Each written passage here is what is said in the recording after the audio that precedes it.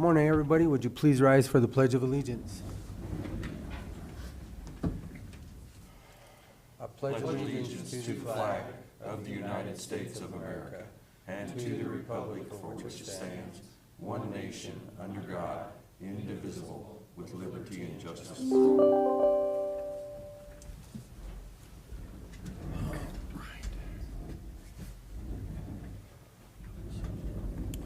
Okay, well, welcome everybody, and gentlemen, the first thing we have on our agenda are the minutes. Do we have any additions or corrections? No, I do not. I move we approve the minutes of the Board of County Commissioners, Montezuma County for Tuesday, May 10th, 2022, as presented. Second. Okay, it has been moved and seconded to accept the proceedings of the Board of County Commissioners, Montezuma County, May 10th, 2022. Any further discussion? No. All those in favor? Aye. Aye. Aye.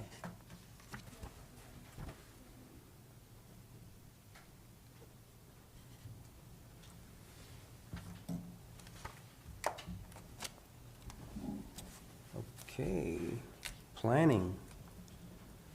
You are next.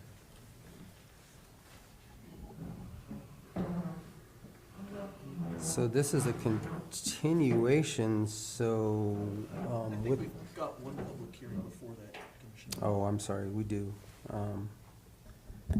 Yeah, the first one's a new application, Okay, so public hearing. we do have a new application, so Kim, would you call the roll, please? Commissioner Candelaria. Here. Commissioner Lindsey. Here. Commissioner Copenhaver. Here. Administrator Powers. Here. Attorney McLaren. Here. Kim Purcell, Montezuma County Clerk and Recorder. Notice is hereby given that the Montezuma County Board of County Commissioners will hold a public hearing for review and determination of a general planned unit development and rezoning application submitted by Porch Swing Ventures LLC on property located at 32328 Road P, number A and B, Mancos, Colorado, consisting of 3 acres more or less located south of Road P, east of Road 32, situated in Section 1, Township 36 North, Range 15 West, N.M.P.M. The hearing will be held Tuesday, May 17, 2022 at 9 a.m. in the Commissioners' Hearing Room, Montezuma County Administrative Offices, 109 West Main, Cortez, Colorado. Interested persons may attend and give input. Information may be obtained from the Planning Office online services at https://montezuma-co.smartgovcommunity.com, public home. You may also contact the Planning Department at 970-565-2801 with questions. Dated this 25th day of April, 2022, Kim Purcell, Clerk, Board of County Commissioners, Montezuma County, Colorado, published in the Journal on Wednesday, April 27, 2022. Thank you, Kim. Okay, Don, you want to give us an overview? Yeah, would the applicant please come up?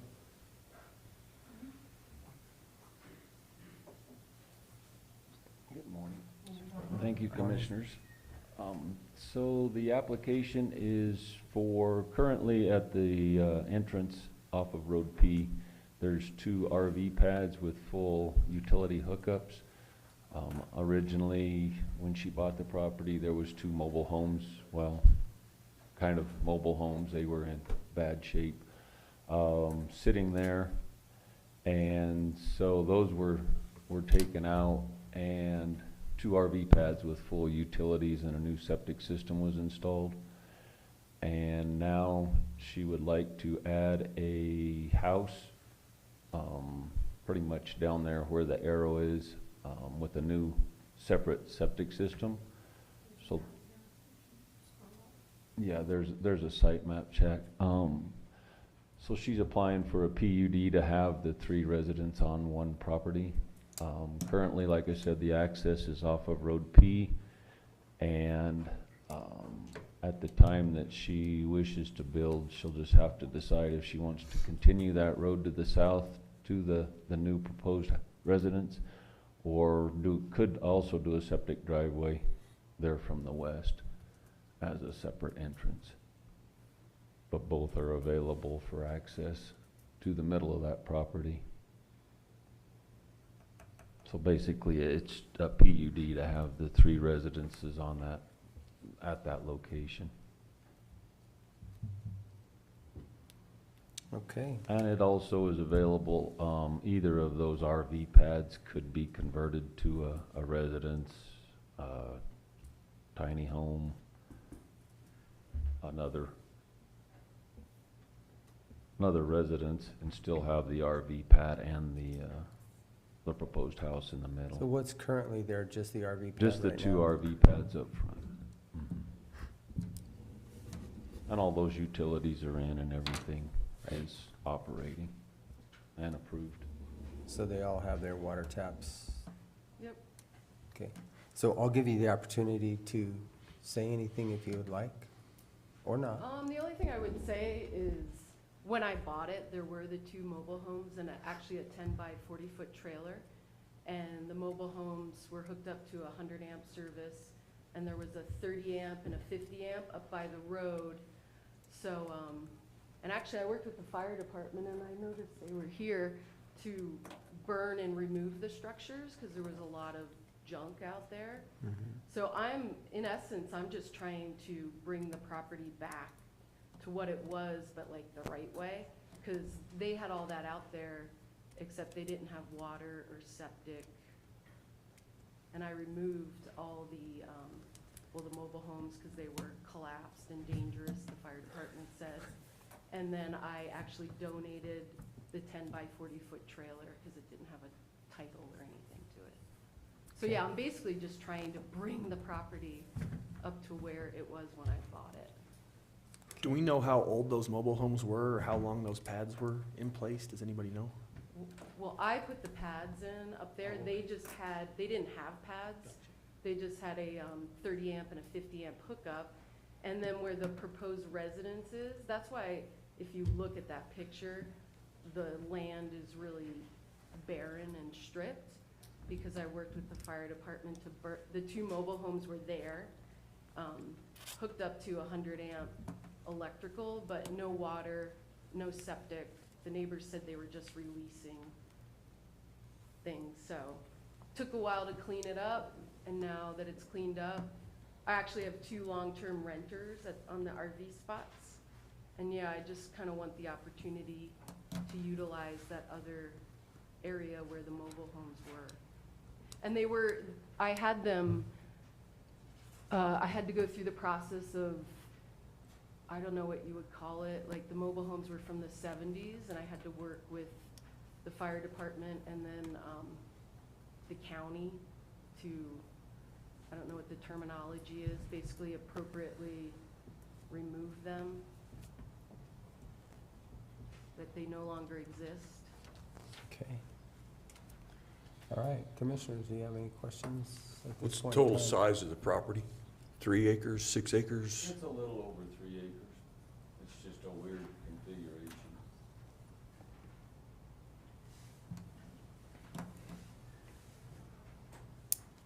You have anything, Joe? No, I have no problem. I know what a junk pile it was when she. I'm just happy somebody cleaned it up, personally. I have no problems with it. Okay. Don, do you have anything else before I open this up? Okay, well then at this time, I'm gonna open this meeting up for public comment. If you have anything to say for or against this application, please come forward to the podium, state your name and address for the record, and you may address the board at this time.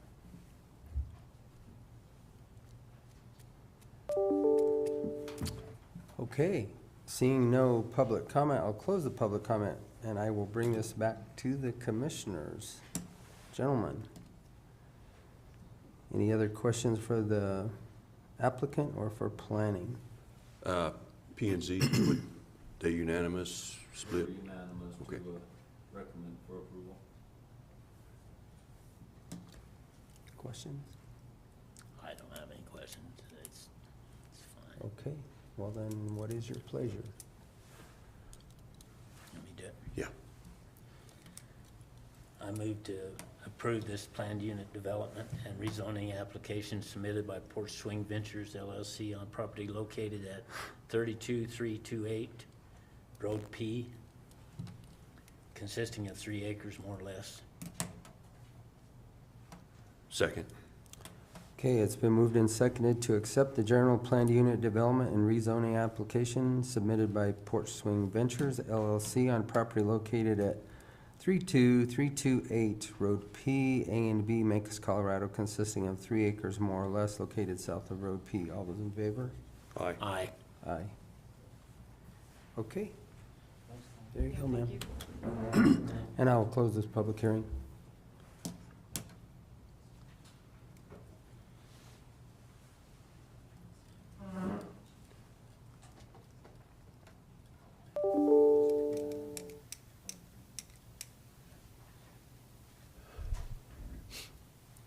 Okay. I have 9:11, so I think we are good to go. 9:10, if you want to bring up the applicants for the next one, Don. Kim, will you go ahead and call the roll for this? Commissioner Candelaria, Here. Commissioner Lindsey, Here. Commissioner Copenhager, Here. Administrator Powers, Here. Attorney McLaren, Here. and Kim Purcell, Montezuma County Clerk and Recorder. Montezuma, let's see, notice is hereby given that the Montezuma County Board of County Commissioners will hold a public hearing, which this is a continued from May 10th, 2022, for a review and determination of a proposed high-impact permit application and rezoning application submitted by CBERT Cortez LLC, agent Kasey Bell, on property located at 26757 Road M Cortez, Colorado, consisting of 1.50 acres, more or less, located north of Road M, west of Highway 145, situated in Section 12, Township 36 North, Range 16 West, N.M.P.M. The hearing will be held Tuesday, May 17th, 2022, at 9:10 a.m. in the Commissioners' Hearing Room, Montezuma County Administrative Offices, 109 West Main, Cortez, Colorado. Interested persons may attend and give input. Information may be obtained from the Planning Office online services at https://co-co.smartgovcommunity.com public home. You may also contact the Planning Department at 970-565-2801 with questions. Dated this 13th day of May, 2022, Kim Purcell Clerk, Board of County Commissioners, Montezuma County, Colorado. Originally published in the Journal on Wednesday, April 27th, 2022. Thank you, Kim.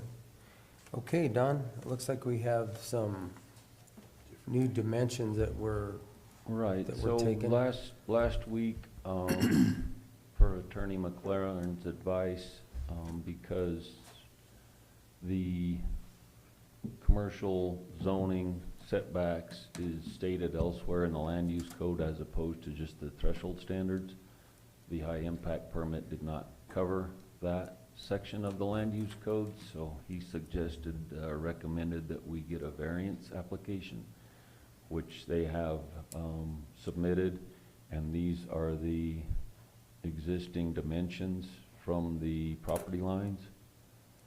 The discussion was on the store to the east, that actually is compliant at 50 feet 1 inch. On the back awning to the north, it's 47 feet 2 inches. And that would be to the support poles of that overhang, and then it's 64 feet 10 inches to the back wall. On the west side, it's fine at 89 feet. They did measure the existing residences that have been there prior to the land use code. That's 22 feet on the west, and I believe that's to the support poles of carport. Is that correct? And then the house is at what, 46 feet 8 inches? 42.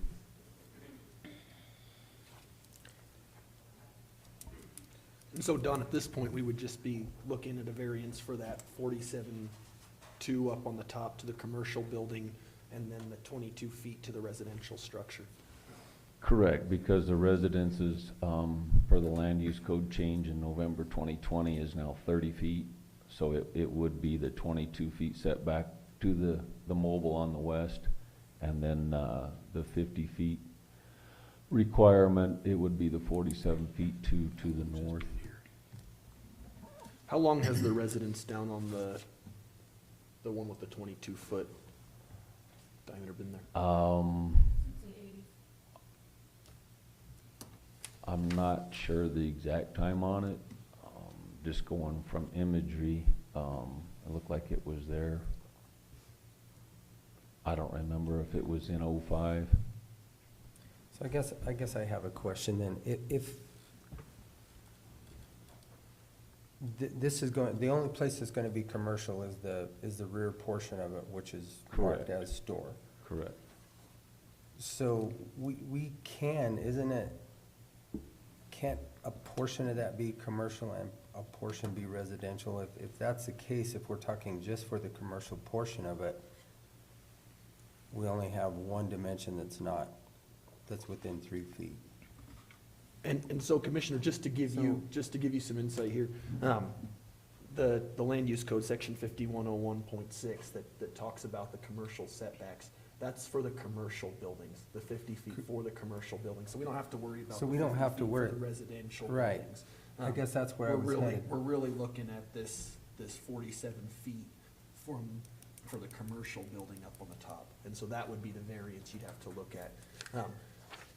You know, it's a little unclear to me whether this residence down on the 26751 Road M, the one on the left there, it's a little unclear to me whether that is grandfathered in or not. And so it sounds like we maybe don't have that information. Just to be safe, if you guys, I would suggest granting the variance for that residential structure as well, just to bring the property into compliance, if that's the direction you decide to go. I mean, because right now we have a residential structure that if it's not grandfathered in, obviously it's out of compliance. Right. And just to cover all bases, then that would be requested to also be included. The 22 feet as opposed to 30 feet. But Gotcha. by being a small lot, I mean, That's been there a long time. conceivably, we could I do don't- a commercial envelope, but, I'm not sure what we would gain from that. Yeah. I mean, it sounds to me like the residence down on Road M has been there for quite a while, whether it's, 20 whether it years, predates the roughly. land use code, Right. we don't know. I mean, we don't have that I information. would say a minimum of 20 years. I mean, I'm guessing, but. Oh, it's been there longer than Yeah, that. So, okay, so really, and then everything to the north is just basically the hayfield, right? Or, No, it's part of that it's, subdivision. yeah, oh, that's right. It wraps is around now the a- subdivision. it is a That's right. subdivision lot, with the owners, building their residence there to the north. Yep. Okay. And then just for clarification, so this 47 feet 2 inches to the back, is that to the awning on the That- back there? That's to the support poles on the awning. And to the, the back wall of the garage bay on the left of that structure.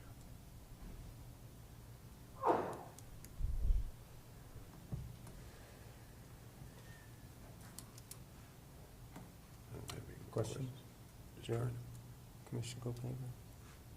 Question? No, so the part on the west side there, that's the garage bay? There's a Correct. garage bay on that side? Correct. On the west side of the store is a garage bay. Okay. But it meets everything. Really, we're only looking at the west for the house and the north for the, The awning and the For the back awning wall for of the the garage store. bay.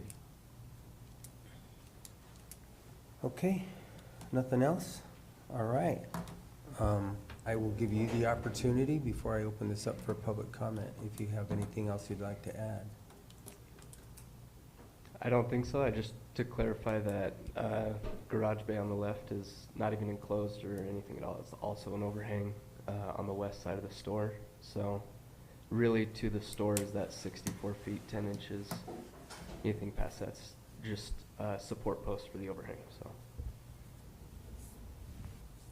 Okay. All right.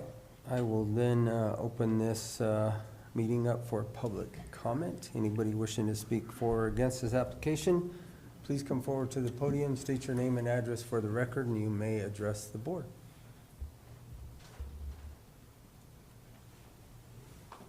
Good morning. My name's Rich McDonald. I live at 12107 Highway 145 and on the property surrounding this subject property. In response to what Kasey just said,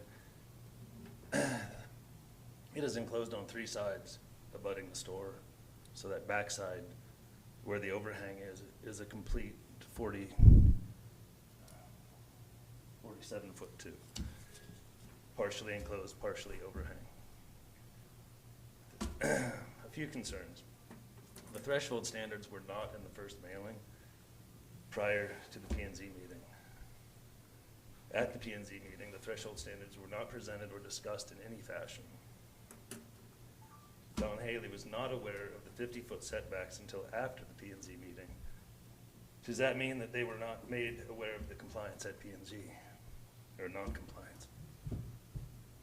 At P&Z, prior to the vote, it was agreed that there would be 15 cars or less, otherwise it would be revoked.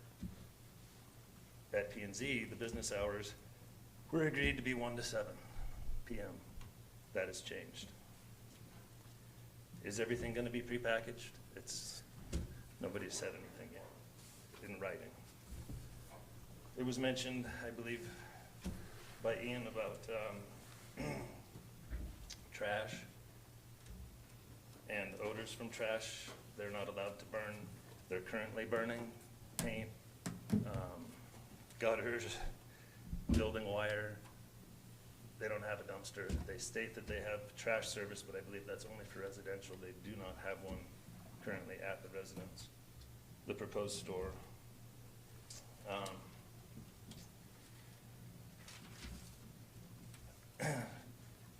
Curious as to why it's already on GIS as a commercial building with an address when it hasn't been passed yet.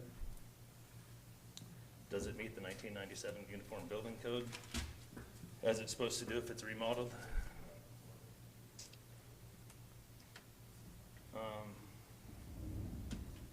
The public notice that was posted prior to this meeting only states that they're going for a high impact permit. It doesn't state anything about commercial. Therefore, I feel that the county residents were not properly informed prior to this meeting. I spoke at the last meeting stating that gravel is not weatherproof or dust-free. It can be when treated properly like the county roads. Most of us don't do our driveways to do it that way, but it can be a dust-free surface if handled correctly. I support the business, I just don't support the location. Thank you. Thank you. Next. Troy Gaddis, 21145 Road P, Cortez. And I guess I'm just curious questions. I'm assuming on that east side or the right side, that's Highway 145, is that right? I was just curious what the access off of 145 would be like getting in and out of there. It's off of Road M, it's on the map. And so this, So you enter it off of Road M and not off of Road 145? Okay, that was just my question. Thank you.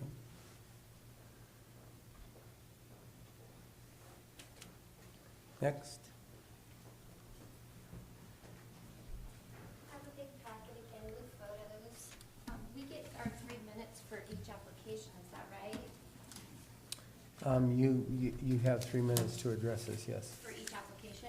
You have 3 minutes to address this, so. 3 Period. minutes to address To this, address what this. we're working on right now. Right. And then next, when we go to commercial, we get another 3 minutes? it's a public hearing. This public hearing is for the entirety of this, and they are both on here. So you have, obviously, we'll enter this into the record, Thank everything you. I that you have appreciate that. submitted to us.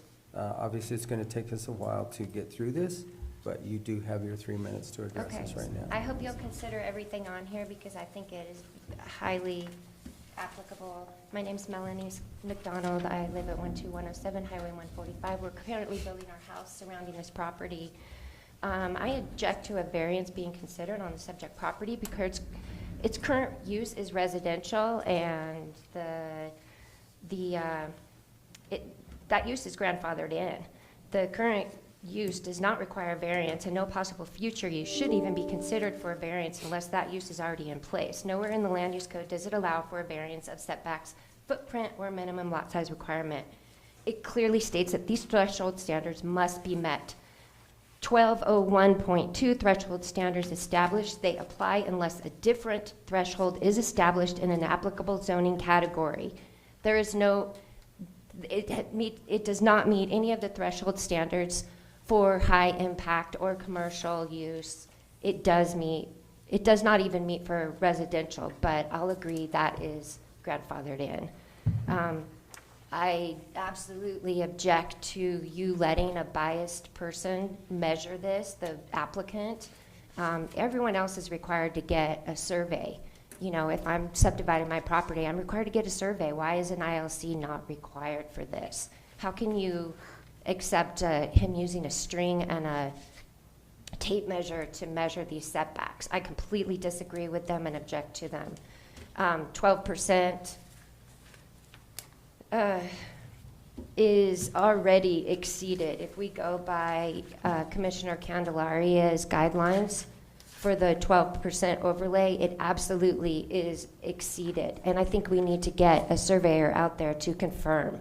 We cannot take the word of a biased applicant.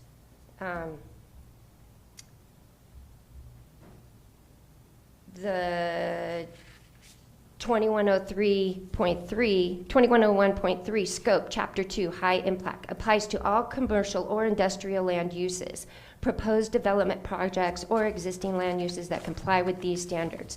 Current use is residential and does not comply with these uses or standards. It is not currently commercial. High impact can only be considered with a commercial use. High impact cannot be considered for a residential, what is the current use. That is very clear in the land use code. You can't, high impact can be revoked. Commercial cannot be revoked. Don and the applicant both stated that this is a temporary use. So you're gonna change the land use code or consider changing it for a use that will be revoked later. Don said at P&Z, if they break any of the restrictions or leave, it would go back to residential. How can that be done? How can you change? Okay, thank you, ma'am. Your Please 3 read minutes are through up. all of this. We do have this, and this all will be submitted into the record. We're thumbing through it right now. I've included photos, including the photo of the everything. Please thoroughly look at them. Thank you so much.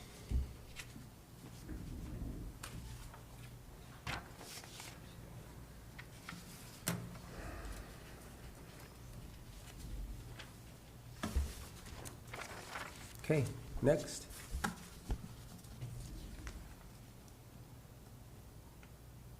Okay. Well, seeing no other comments, I'll close the public comment session of this application, and gentlemen, I will bring it back to the commissioners. Obviously, there's a lot here to try and read or dissect. Commissioners, one thing to clarify, the reason that building was given an address is because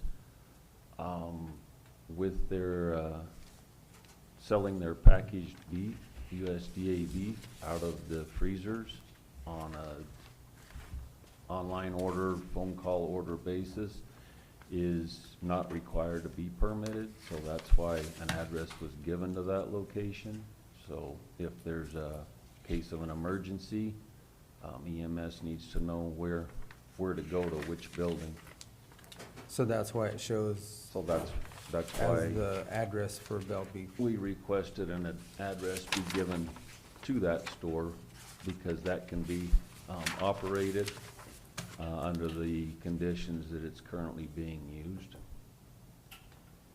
And the high-impact permit does not restrict you to 15 vehicle round trips a day.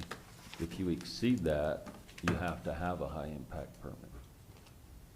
So the high-impact permit does not give you a maximum limit there. And so Don, just to clarify, one of the commenters raised the issue that at P and Z, they recommended that no more than 15 cars be allowed, and they recommended that the hours be 1 to 7. Is that accurate? That was well, I can let the applicant speak as far as to that information. So at that meeting, we were just asked what our hours were planning to be, and that was 1 to 7 in the afternoon, Tuesday through Saturday. And so if those hours to change, it's not going to change much, but those are the hours of operation. We won't have anything later into the evening or early mornings or anything like that. So just so I'm clear, P and Z didn't make that a condition of their recommendation for approval? No. Okay. So the only recommendation for approval that they have, if I remember correctly, is that if this property is vacated, then it reverted back to the residential period. No commercial, nothing goes along with it. Correct. It's vacated. And so, the other side of that is, if the business stays operational there, but does not exceed and grow and outgrow the property, they could stay there for several years and operate under those conditions. As long as they don't exceed, well, it doesn't give a maximum on the exceeding the 15. Right. But it will become real apparent Traffic if it counts per turns day. into a big operation, and they're willing, to obviously move, because they're probably gonna want more product. If they have more customers and more demand, then Sure. obviously they'll want to take advantage of that. But there's not a set date on how long they can or can't stay there. Yeah, and I don't think that's even part of really what we're talking about here. I think it's whether we meet or we don't meet the standards, and that's really the whole thing. You could stay there for years or not. I mean, that really depends on what happens with what your process is doing, so. I will clarify on the condition of that property being vacated. We do lease that property, and so it wasn't even if the owner of the property left, it was if my name is off of the lease, if we Correct. ever vacate that property, so. Right. Just to clarify that as well. Mr. Bell, how are you guys handling trash? Just, that was a concern that was brought up. Yeah, we use Countryside Disposal right now. We prepackaged stuff, we're not doing anything there. Anything that comes in the store is leaving with customers, anything like that. So there's really no more trash than what we produce, so, as a residence. And so when you guys move to commercial, Countryside will handle that additional trash? Right, like I say, I don't see any significant increase in trash. But yeah, I don't think there's any problem with addressing that when it becomes a problem. If it does. So your survey pins that you pulled your string lines from, I'll address that to a little bit. ILCs are typically something for a lending institution, not necessarily for what we're looking at here. But you do have your corner pins that are staked and flagged that are surveyed. Correct. Okay, and then, so just walk me through that process of how you came up with your dimensions.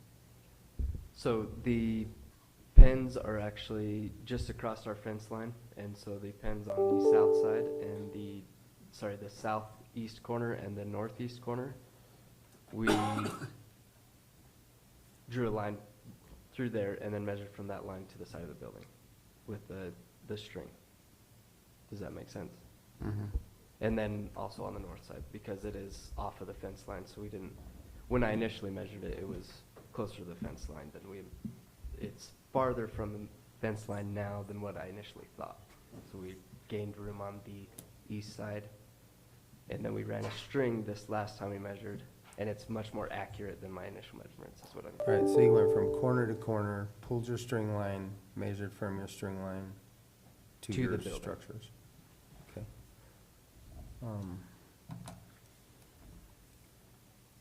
So the access of the it's gravel, so that is an all-weather road. As far as dust mitigation, do you have any plans for dust mitigation? Yeah, I mean, not at the moment. Right now, it's gravel, and I believe at the last meeting, we were stated that it's all weather. If there's an application that we need to do, we were more than happy to I mean, it could do that. There's several different applications that you can use. It just depends on how you want to go about it. But Yeah. all weather is still, gravel is still considered all weather. Right, and we haven't had any dust problems so far, so. You're about the only one in the county that had that. From our driveway, I should say.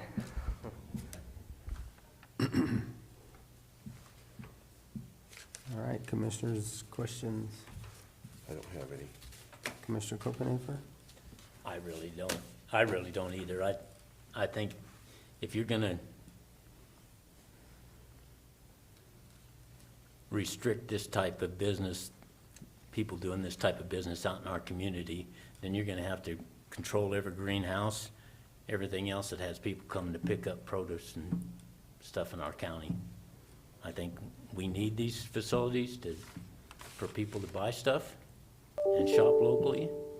I think it's important that we continue that type of business here in this county, not taking it away. If they can meet the standards, we should be able to do this type of business here. Mitigate the impacts. Yes. So, do you see any impacts that really need to be, obviously, other than what was stated by planning and zoning? No. For the, I do not. if you vacate, that it goes away, and/or just the dust? Is that's the only impact that I see? That's it. That's all I can see. Don, at this point, do you see any significant adverse impacts to any of the neighboring properties if this is approved? No, like I said in the last meeting, to the east, that's a 60-foot strip of land, and it's primarily for availability of access to the north. A structure can't be built there and meet 30-foot setbacks. So there's not really anything that can exist there.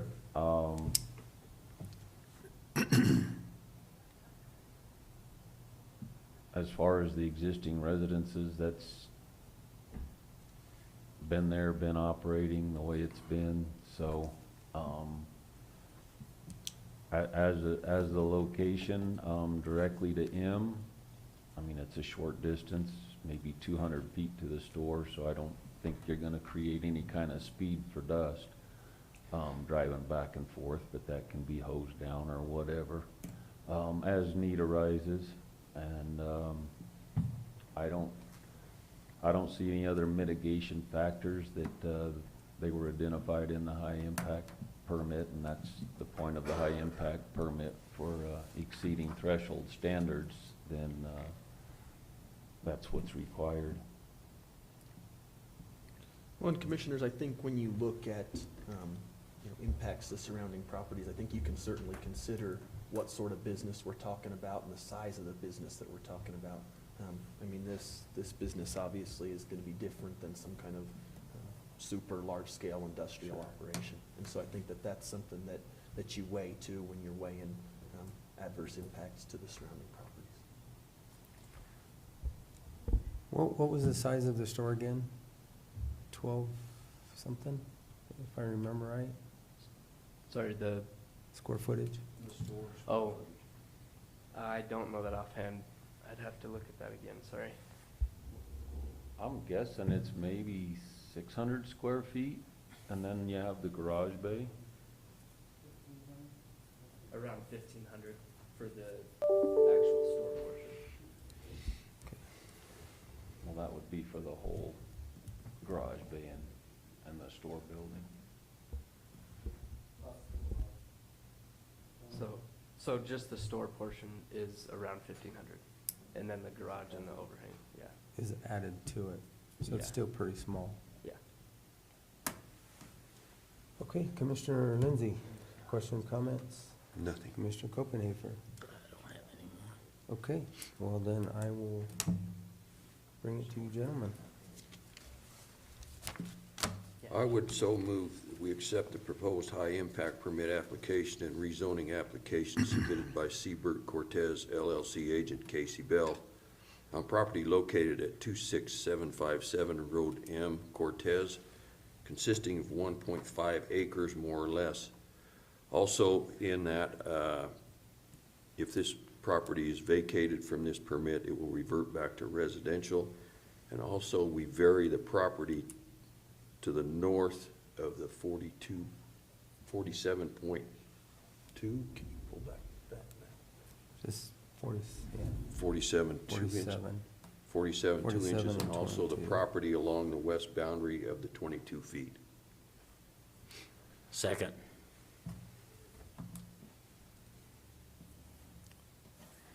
Okay, it has been moved and seconded to accept the proposed high-impact application and rezoning application submitted by CBERT Cortez LLC, agent Kasey Bell, on property located at 26757 Road M, consisting of 1.5 acres more or less. And Chet, With- before we go to vote, can you just pull this up? So we're in essence, we're granting the variance of, Here and here. yep, To the north and the west. yep. Okay, great. Along with the variance dimensions on the north of 47 feet, the west of 22 feet, and that if it's vacated by,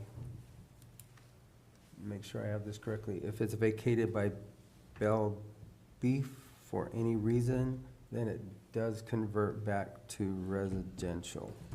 So commissioners, I think it may be wise here to spell out exactly what the variance we're given is. So, I mean, I don't know, 47.2, I don't know if you guys want to give a 2-foot, 10-inch variance there, or if you want to give a little bit of wiggle room. I think it would be wise, though, to say what the variance is that you're given as to the commercial setback, because we've got a 50-foot commercial setback. This measurement's 47.2, so. I think I just stated it to 47 feet, so it's a Okay. 3-foot variance. Perfect. Okay. It's just two different ways of saying Yep, it. yep. And for the record, the sketch will be included, recorded with the variance document. Great. Have I got it all in there? I think we've got it. Okay. Okay, any further discussion? I don't have any. Okay, all those in favor? Aye.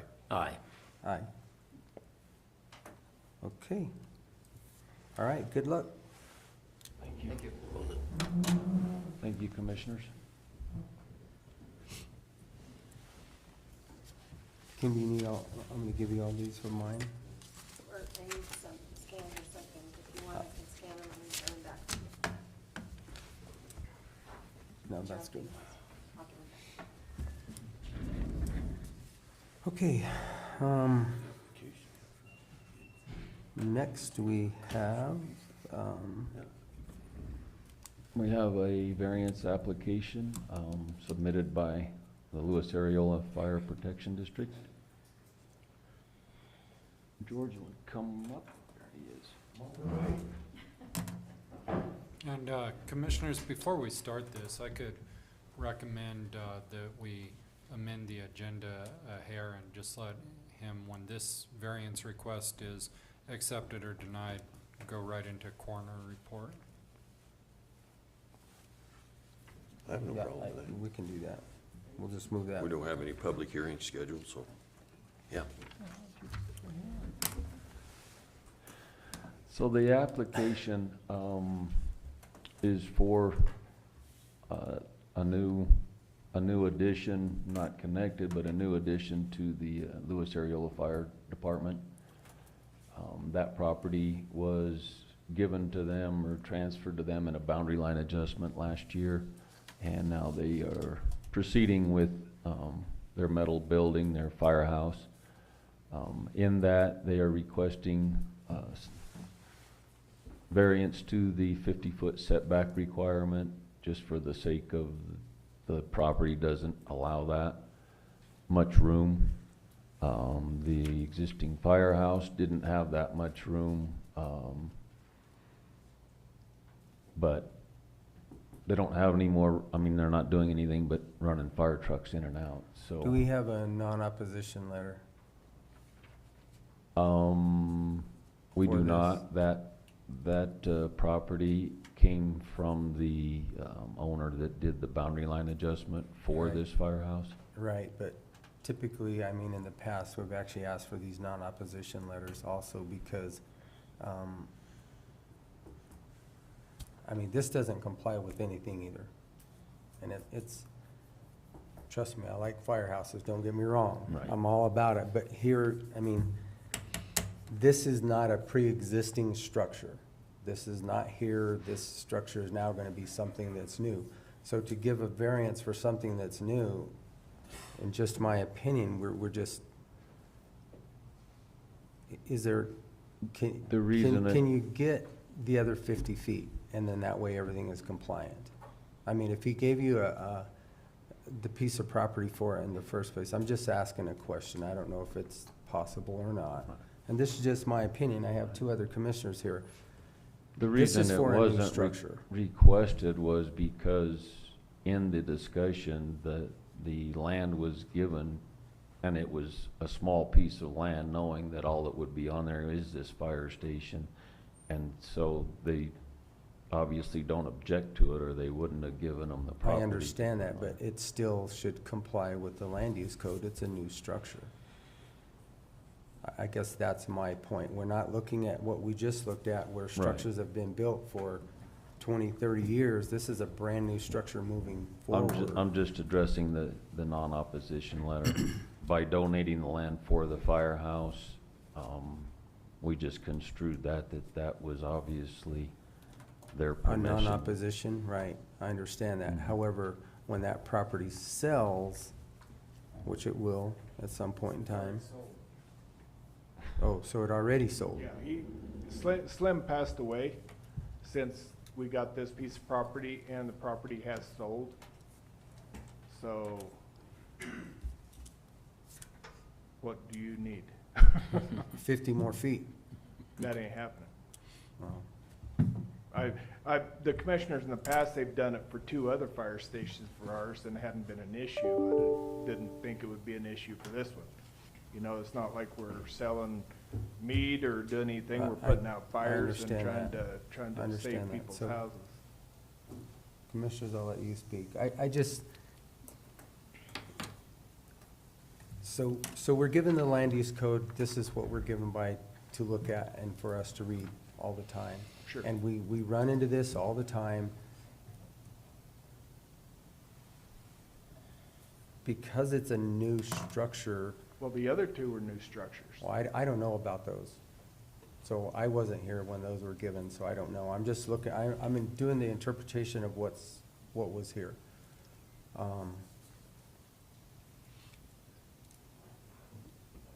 That's all I'm asking. So That's you're my s- questions.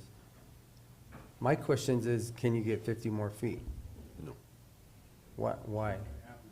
Why is it not gonna happen? Has it been Because asked? there's not enough room on the property, and I'm not sure if the new owners would be willing to give us more. And Oh. it probably wouldn't be feasible, because we'd be putting in probably 12 foot of fill to move it back 50 more foot. Right now, on the southeast corner, we're gonna have 8 foot of fill in there.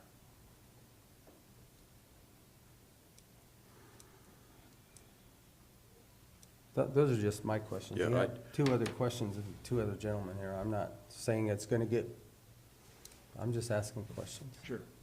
Without showing favoritism, which I'm probably gonna end up doing in the first place. Given the growth in this community, the addition of this fire station is probably needed more than anything else out in that area. And I do know this location and the slope off of this grade is very restrictive, to say the least, so. And the traffic in and out of the old station is real minimal, and I don't see it increasing much with the new station. I hope that you can find volunteers in that area to increase traffic, but I know over there at the Grange, catty corner to this, there's more traffic over there than there is at your station.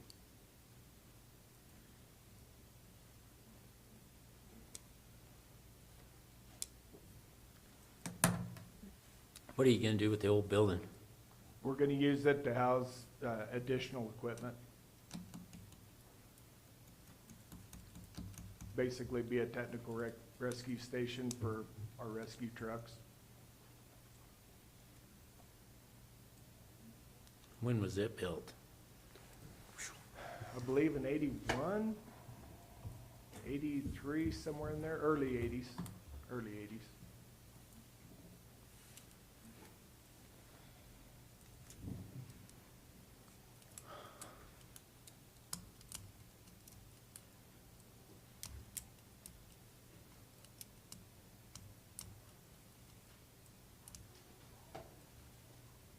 Anything else?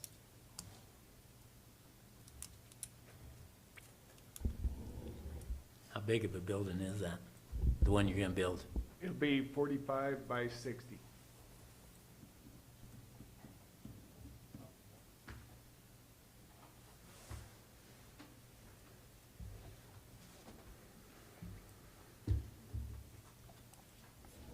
The other part of the variance application is So, to, you basically couldn't build any building on there and meet 50-foot setbacks? We could, but it wouldn't be big enough to do what we need. Yeah, but I mean, when you're talking about 45 by 60, if you've only got 25 foot now, you gotta have 25 more foot on each side to do that, so you couldn't build anything on it that met commercial, yeah. It'd be a stretch for even I guess to me, residential. that makes you more in need of a variance than anything, is the fact that you can't build anything on it and meet the commercial setbacks. Yeah. So you have no choice, 100 feet would be the setback, yeah. and you're And- 100, but he's- I'm assuming 140 feet in depth then? I'd have to look. Approximately. No, it's not even, it can't be that if his building's 45 by 60 and he's only got 25 on each side. Well, you're going 45 north and south, so it could be 150 feet, so it's 95 feet That's all it is. It's 95 north feet. and south. from the county road right away to the property line. So there's no way he could build anything on there and meet commercial. Almost Yes. not even residential. No, 'Cause well, that'd and be that's 60 feet. the second half of the variance is, to waive the rezoning process. Because for some reason, when the land use code was adopted in 98, letters were sent out in 2000, sent out again in 2012, nobody responded to rezone it. So it needs to be rezoned to light industrial for a fire station. So that's the other part of the variance, is to waive that application process of 2 public hearings. It's always, well, not always, but since 86, it looks like been used as a fire station. This would just be the continued use, but for some reason zoning never got addressed prior to, right now. But would it necessarily be considered commercial? We're not selling anything out of it. It's still a commercial, It has to be light industrial. yeah. So would that even be considered the 50-foot setback? I think industrial, Oh, yeah. commercial are all the same, they're It's all the 50-foot same. setback. So.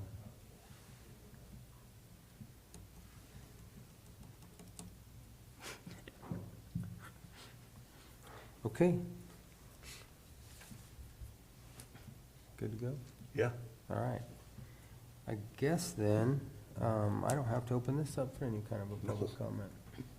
So it's up to you, gentlemen. Which way do you want to move?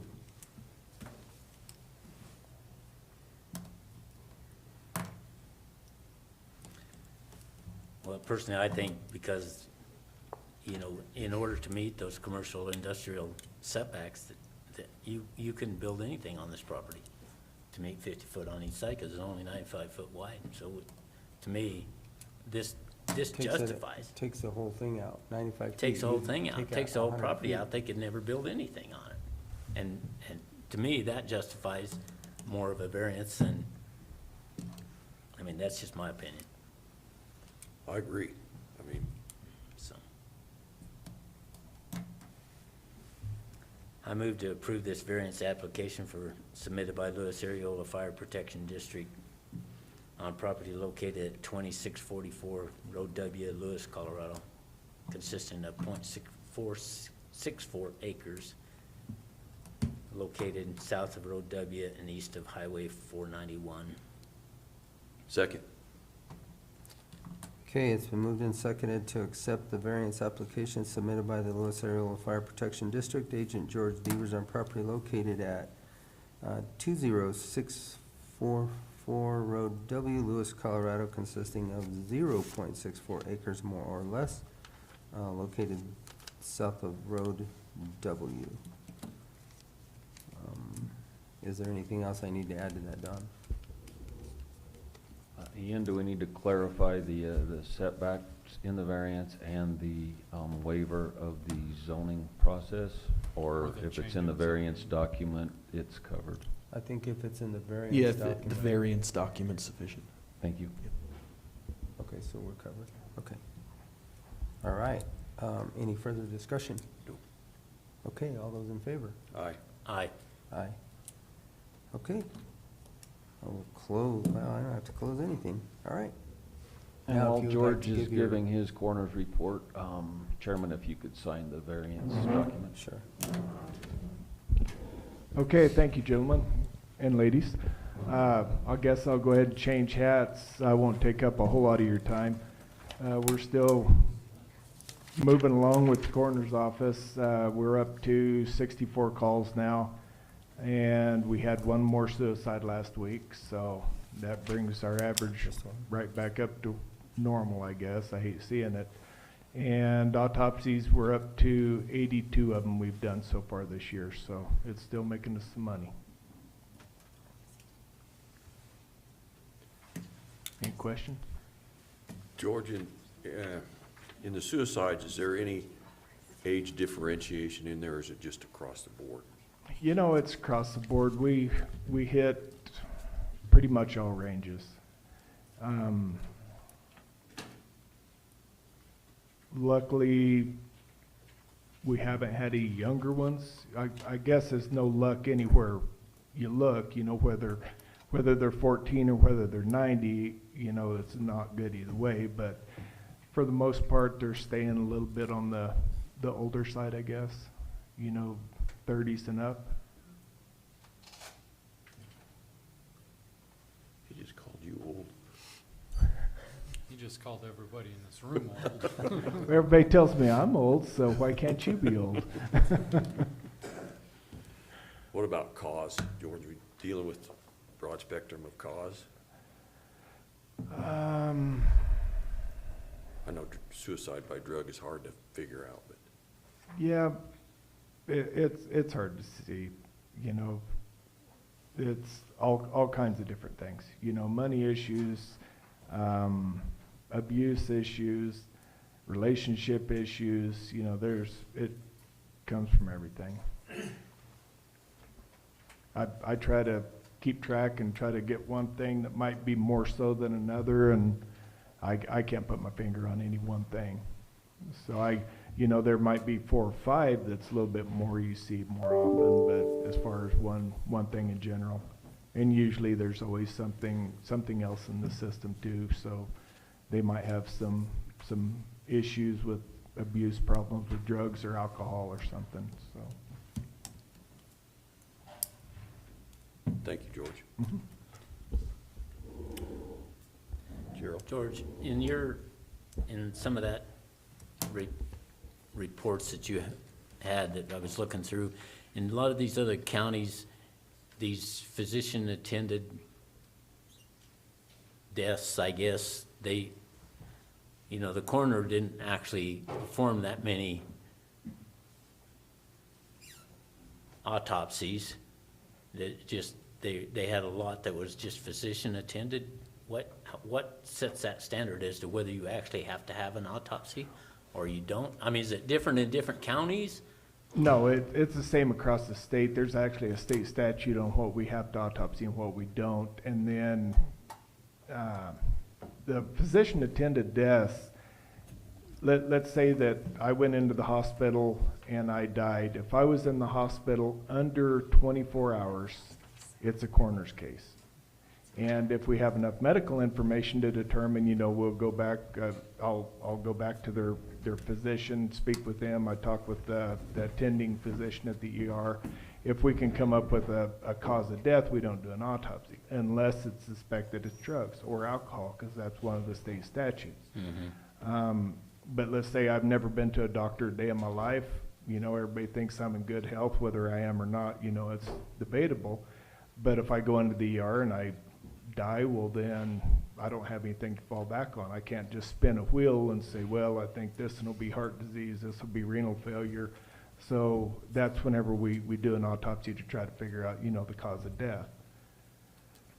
Just in some of those reports, there was just a huge number, in some of those counties where there was a large number of deaths, there was a huge number as far as physician attended, but the coroner, really, numbers weren't that high. Well, and so that's why I was asking. Okay. Because it just. And I'll go a little bit further. Let's say that I'm in the hospital for renal failure, and I'm in there for 24 hours and 1 minute. Well, then it's not a coroner's case. So then whatever attending physician, then they would be signing off on that death certificate. So it's not investigated by the coroner. Now, if you were in a motor vehicle accident, 20 years ago, and then your kidneys failed you because you were paralyzed and then died, well, then it would be a coroner's case because it was actually from the accident, 20 years earlier. Yeah. So I was just wondered what the standards were, how they decided those, because some of those counties had a lot of deaths. Sure. But not that many coroner reports and then compared to what you do. Yeah, and then nursing homes are the same way. I'm sure in the cities and stuff, they have a lot more nursing homes, but if they're under direct care of a physician in the nursing home or assisted living, then it's not a coroner's case unless it's an accident or a suicide. So the more people that pass away, and like the Vista Mesa nursing home, we don't go to those unless there's been a fall or something of that nature, and then they pass away after that. So everybody that passed away in the nursing homes, then the physician, they sign off on those deaths, not the coroner.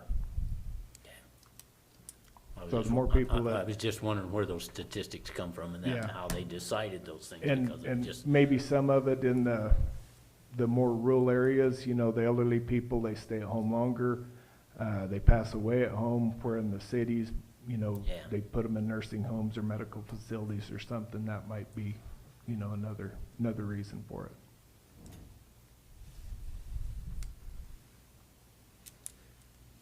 That's all I have. Good. All right. All right, thank you. You guys have a good day. You too. Thanks, George. Thanks, George. All right, we'll move down to item number 2, back with the planning.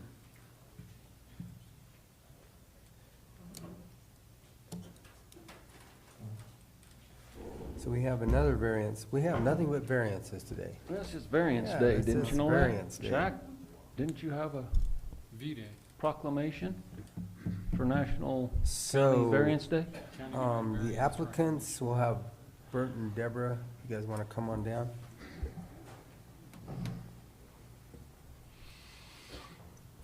If you'll notice though, they're all different. Site specific. I guess. Morning. Morning. So the Ramseys are applying for, a variance. It's gonna be a variance to the minimum 3 acres to the land use code. But the situation is this was an existing lots, was it 9 and 10? 8 and 9. 8 and 9 in the Highland Terrace subdivision. In 2015 or 16, the whole end of that subdivision was amended to extend the road and add the lots on the east, well, be the north. So anyway, the Ramseys are looking to take Lot A as it exists now and convert it back to the 2 original subdivision lots. But in doing so, they obviously are not gonna be 3 acres apiece. So looking at that map and reading through it, that's how they originally were, correct? So they were split like, more like city lots? Yeah, the whole area up there is more, you know, a subdivision. They're all, and this kinda coincides with what's there, what everybody else is. What we would do is put that back, and that would match kinda most of the lots up there. What size are they? There'd They're- be 3/10 or something, .31, more or less. 0.31 acres. That would be with two. Each one of them? Highland Terrace was created by the developer in 1959. As a subdivision. And you're right, they're basically city lots. I mean, from Each viewing lot is Highland city- Terrace, they each were lot is a all, city lot, and the previous owner before the Ramseys took those two lots and combined them to make it bigger. And the Ramseys are just wanting to convert it back to where, the way it was.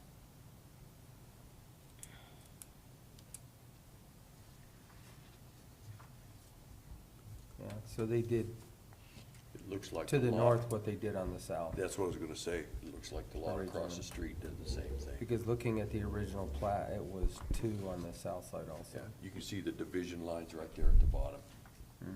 Correct. Yeah, they converted the south property and then added the 3 there at the cul-de-sac. Because the road did not originally extend that far.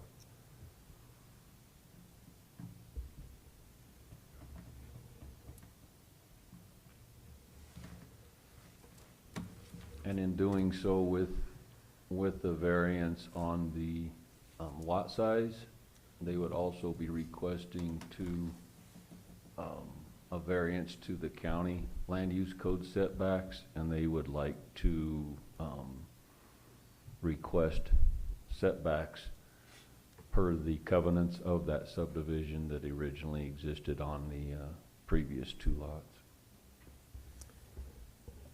I guess I have a question for you. If it's within the covenants of that subdivision, then we don't have any, do we have any say over that, Ian, as far as?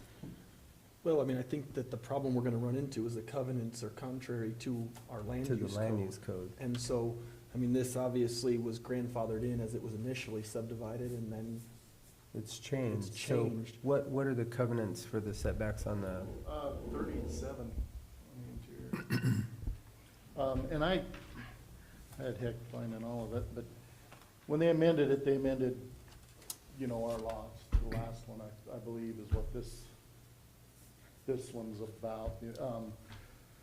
But the declaration of, how do they put it, restrictions, never changed. So, I mean, as far as setbacks, that's still the same within the subdivision, it's still the 730.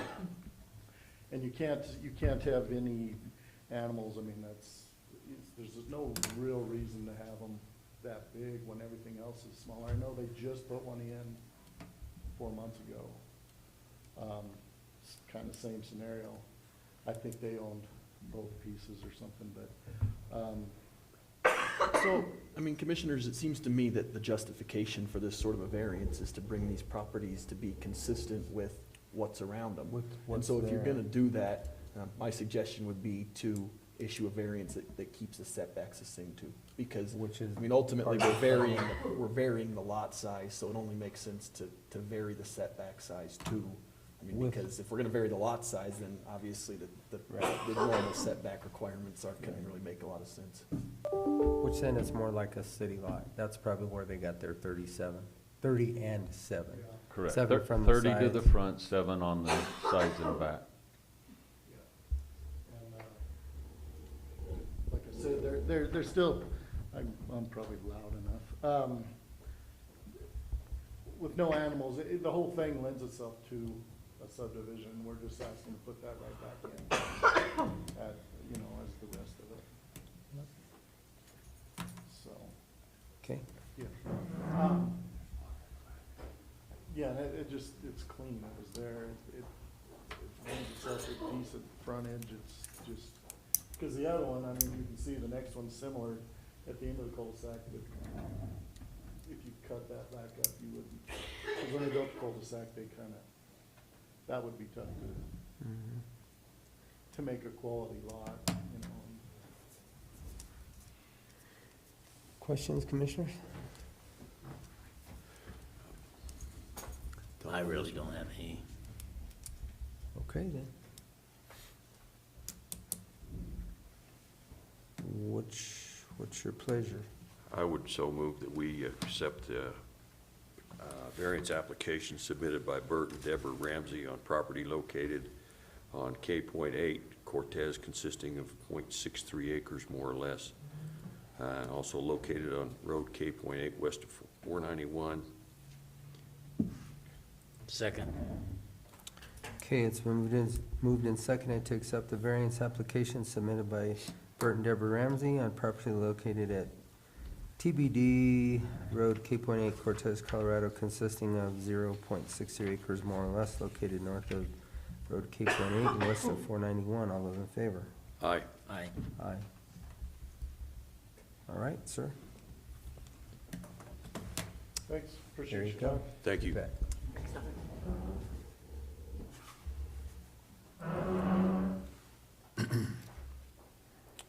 Okay, item number 3.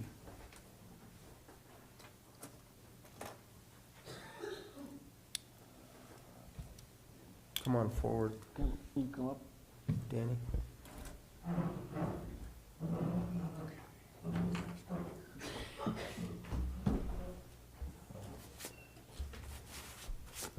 So this is the same variance request that you looked at, I don't know, maybe a month ago? Oh, a while ago. February and March. It was originally scheduled for February, somebody was out of town, then we had it in March, so now we're Yeah. back. Yeah, like I said, this is the variance application from February, March, and now. So that they're proposing a variance to the 3-acre minimum in order to create Lot 2 as depicted on the site map. And at the point of the last meeting, Danny was gonna go back to the adjacent property owner, see if there was any way to do a boundary line adjustment and gain more property, thereby taking care of the setback issue of the house on the south property line, as well as obtaining enough property to have the 6 acres to create 2 3-acre lots as a subdivision. Good morning, Commissioners. This is Tanya Cap. She's the owner of the property, too. And so after the last commissioner meeting, I reached out to the landowners that own it to the south and also the ones that own it to the west. The south and just a little portion of the west is the Calhoun family, Clarence Calhoun. And Margaret Gaschow is the owner of the property to the west and on the north side or along the county road. I reached out to each of them. We've not been able to, the problem is nobody wants to get rid of any of the land and stuff. Maggie, I had quite a few discussions with her, but she just has about not quite 7 acres, and she has a little small farm there. And probably if we was gonna try to work out any land exchange or land, get a piece from her, it was just gonna take up really where her grazing was and everything else, and so it just become not possible to do.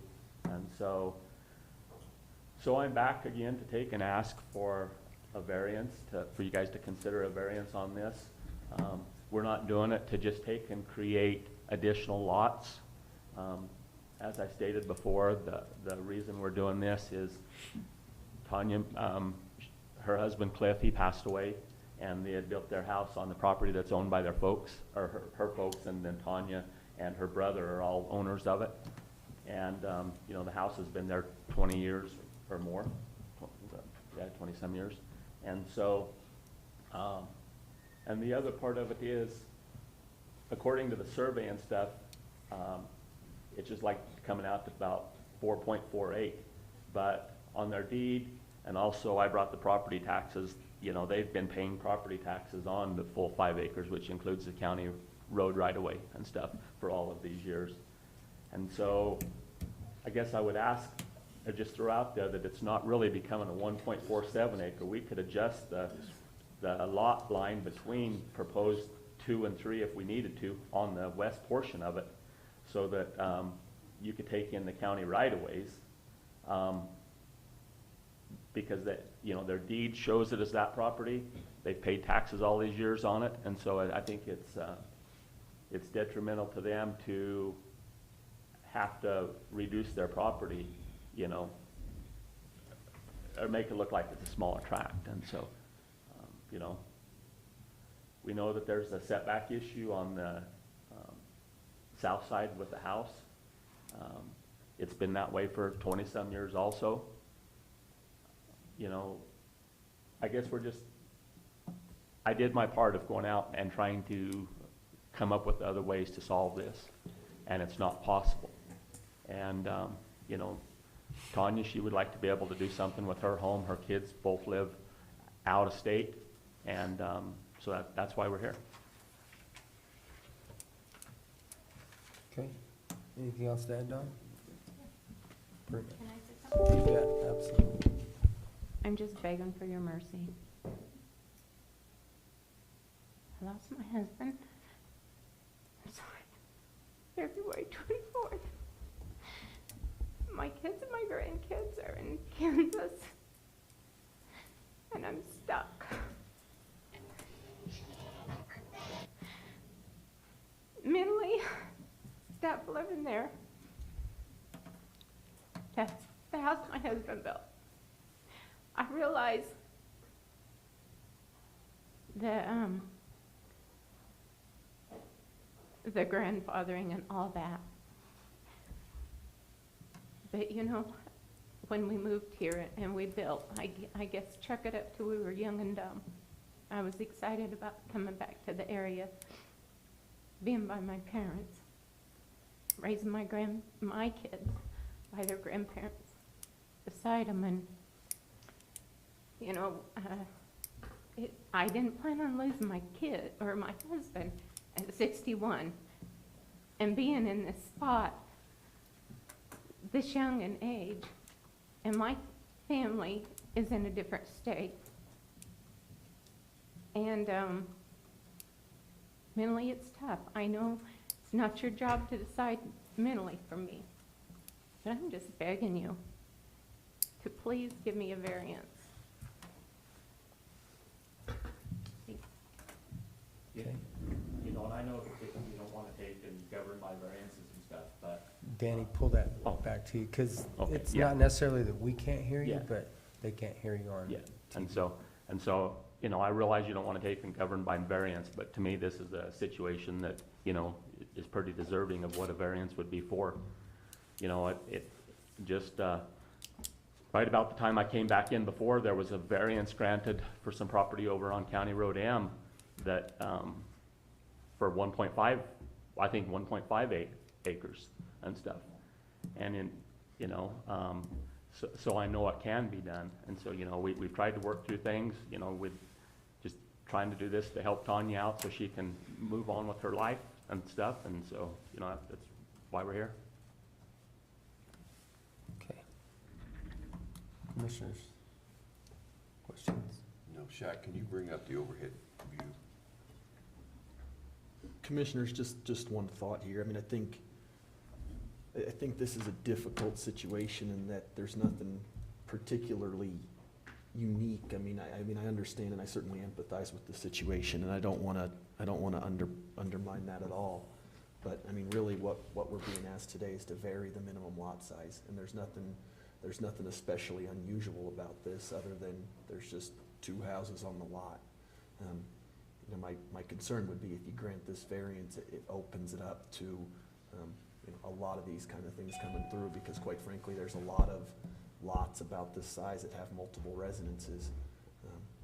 And again, I want to be careful because I don't want to undermine the situation, and I certainly appreciate the difficulty of it, and I'm not trying to be insensitive here, but I do think I do think this could certainly set a precedent for a lot of these sort of variances to come through. Okay.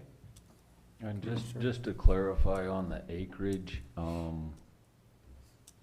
with our road right-of-ways, those and any new properties, if they don't already have that dedication to the county, are required to have their property in their county road right-of-way dedicated to the county for a road right-of-way. So that's the difference.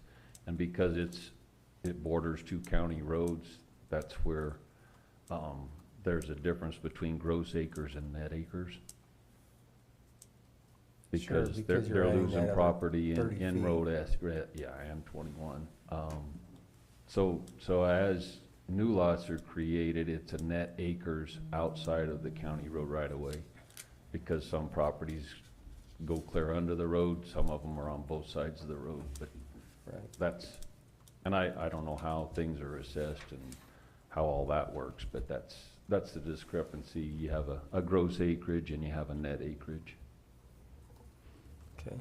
And we don't have a problem with, if granted the variance, then it becomes a 3.01 and the 1.47. I was just throwing that information out there of them losing that part of it, because I do understand that, granting this variance does take and kind of help clean up a little bit of things, and you want to clean up everything while you're at it, and I would just take and readdress that.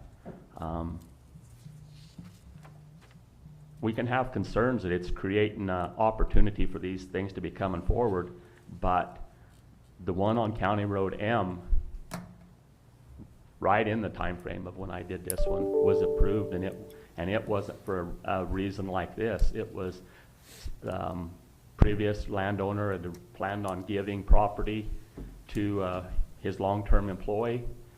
Then the property sold. The new buyer wanted to take and still take care of that and make that change, but the person that was getting the property given to them, they didn't want the 3 acres because they didn't want to have to pay the taxes. This is coming from the commissioner meeting, and what planning brought forward is that they didn't want to have to pay the taxes and everything else on it. They didn't need 3 acres. Well, they could have just as easily moved that one and stretched it out to the west too, if they didn't want to have that infrastructure, and could have came up with a 3-acre lot.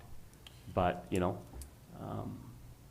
it wasn't. It was, the variance was given for a 1.58 acre tract, and we moved on. And so I just asked for the same consideration. And just for context, the property being discussed by Mr. Wilkin is the property that previously belonged to Ertel and the area his caretaker had stayed on. Gotcha. My recollection was that was one home there that was then surrounded by quite a bit of ag land, right? Is that? I recused myself, so I don't know. I know where it's at, obviously I know where it's at, but. Correct. Yeah, It's on Road M and it's surrounded by 300 and some acres. Or 234 and the 300s to the north. What was P and Z's opinion? They don't review They don't variances. They don't review review Oh, that's They right. can't Variances are grant I'm sorry. variance. Sorry. P and Z's left out. Yeah. It goes to the big dogs. Somebody let them out. Who let the dogs out? Commissioner Copenhaver. So the property right now is just in your name?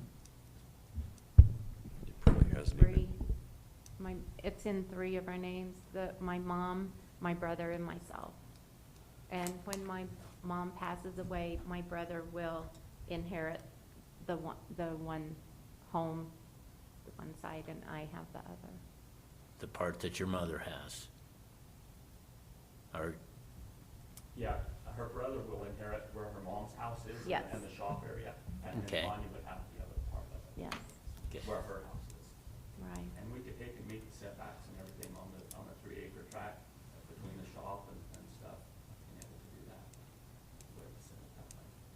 So the only setback would be the one on on the one smaller property that you will have. That's correct.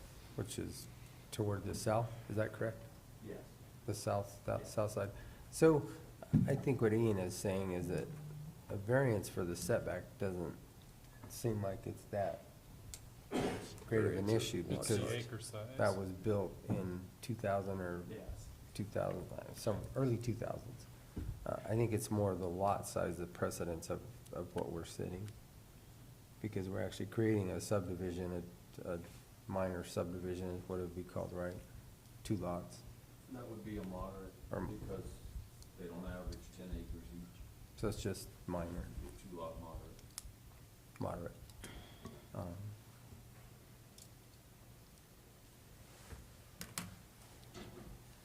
I'm just gonna monologue here a second and say that, you know, we always have these variances coming before us, and it's a pretty good signal that if everybody needs a variance to the land use code, that the land use code isn't meeting the needs of the people. And that's why the commissioners a couple years ago tried to change the land use code, and the majority of the population was against it. But the NIMBYs who come out and oppose everything don't have to sit here and see why it's not functioning. So I wasn't gonna give you anything helpful to make a decision with. I'm just gonna monologue a little bit. Well, thank you for that, Shaq. I do remember that. I was actually sitting here to listen to all of that discussion of not changing it and why we shouldn't change it and, So quite frankly, I'm concerned by the precedent this kind of variance would set. I think if you do move forward and approve this, I would try to tailor it very specifically to say why it is you're approving this one, what makes this situation unique. Because if it does move forward, we have to be able to distinguish this from future requests that are similar to this. I'm concerned. I think this one's gonna open up a precedent that's gonna be really difficult to, I think we're opening ourselves up to really modifying our minimal lot sizes. And I think there's a lot of these kind of properties around the county, and I don't know, I'm not hearing what makes this different than a lot of others. If this went to an estate adjudication in court, would the court? The court will divide it. Yeah. The court will divide it. We went through this before, and the court will just divide it between the two of them. And we don't have one thing to say about it. That's exactly right. If you do have 2 willing property owners. Yeah. I mean, like when her mom passed away, it's gonna go to her son, Brother. her brother and her, and the court will divide it. Ian, can you clarify that? Because we had that discussion that through probate or through a will, it can be given to the descendants and whatnot, but that doesn't mean that it's subdivided through state statute and the land use code. Again, I mean, ultimately, the problem we run into is a court order is a court order. And so, when a court order comes down, it is what it is, if that makes sense. So how with a previous application, did they have to go through the process to subdivide it? Even though it was, I'm not sure exactly what it is you're referring to, but I mean, what I can say is a court order is a court order. And when it comes down from the courts and they say, we're dividing it, then it's divided. it's done. I mean, to the extent that we have a say in something, We don't have then, a say. yeah. But so is that different than a will or probate? Well, I I mean, would say if it no, goes but through the he's got the if it goes through the probate process, then, I mean, obviously that's a form of a court order. So that comes down and that is what it is. Because the last court order we had, our discussion was that, yeah, the court ordered that that property would be divided amongst certain members, but that it would have to go through the subdivision process to actually physically divide the property. I think that situation was different in that what the court ordered was a little bit different. There wasn't a specific division in that court order. Okay. So, I mean, really, it's the language of the court order, and I mean, you have to follow the court order to the extent that you can. So the court order would have to have surveys done and identify specifically. Exactly. And if they don't meet any setbacks because they're not aware of them, where's that put us? I think we're getting off topic for what this hearing is Yeah. right now, Well, I just- quite frankly. Okay. And so- We can discuss this at a later date. You know, and I just take an add that I was, you know, I don't know, Commissioner Candelaria was there because he was a sitting commissioner when they looked at amending the lot size to 1 acre and stuff. But at that time, when the people in the audience, not necessarily the general public, but the people in the audience that came out and spoke was definitely against trying to change the lot size. A lot of that was tied up with their thoughts about the Dolores River too. But the other part of it is at the end of that, during the commissioner's discussion, Commissioner Tell mentioned that because planning said, you know, there is tools for to come up with smaller tracts. It's a PUD.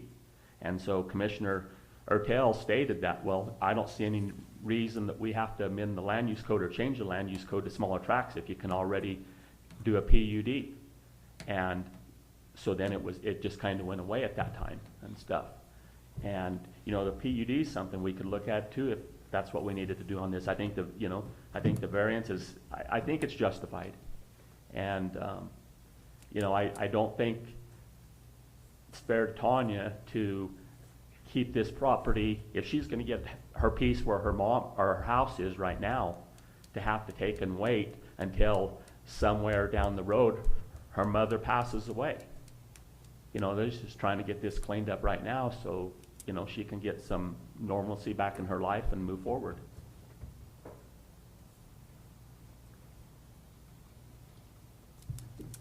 Don, does the overall acreage on this allow for a PUD?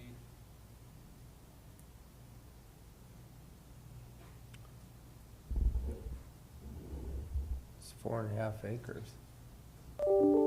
It's big enough. I don't know that necessarily creating a 2-lot PUD fits within the guidelines. Because normally they're 3 or more. Yeah, it's normally not just splitting property in half to have Right. 2.2 acres each. It's actually a planned unit development, so you might put just what we looked at prior, a lot like a city lot, and have 5 of them in there. Or 4, whatever. I get it. Okay, gentlemen. Anything else? No. You know, variances were put in to take on, lack of a better term, hardship cases. And I think this meets that requirement.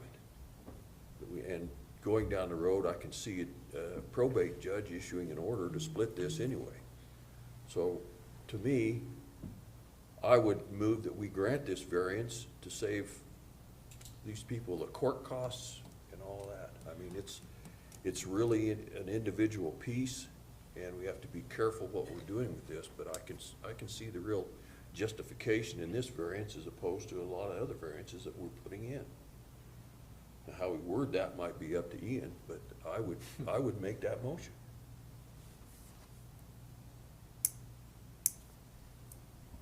So the justification is the hardship because Yes. the husband passed? Yes, because of the death in the family.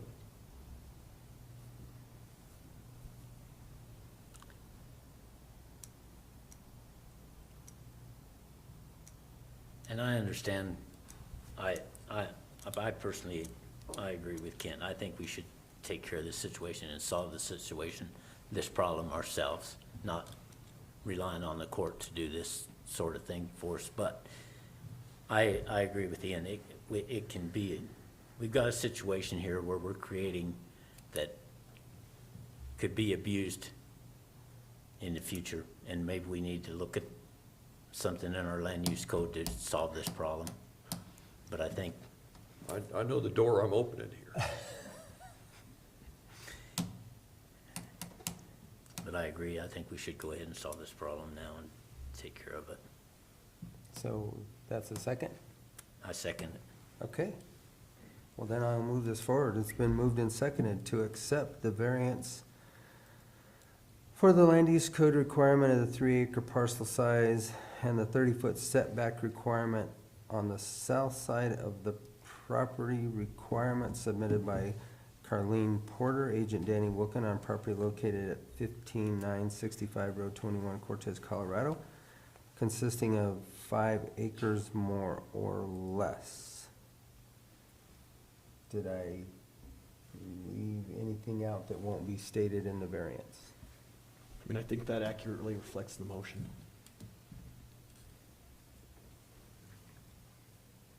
Okay, any further discussion, gentlemen?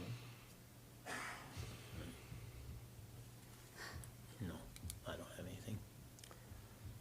So I have to say something because, obviously, you know, we had not just the public comment that was in here, but we also had several hundred emails.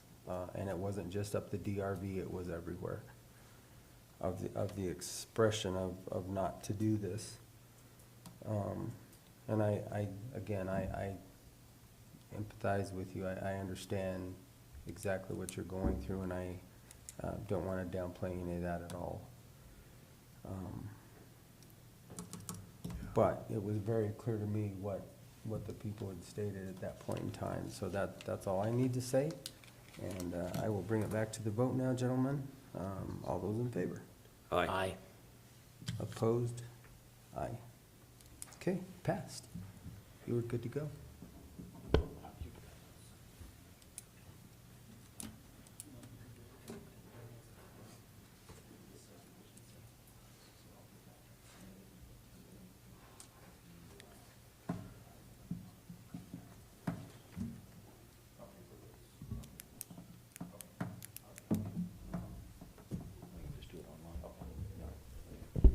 Thank you, Commissioners.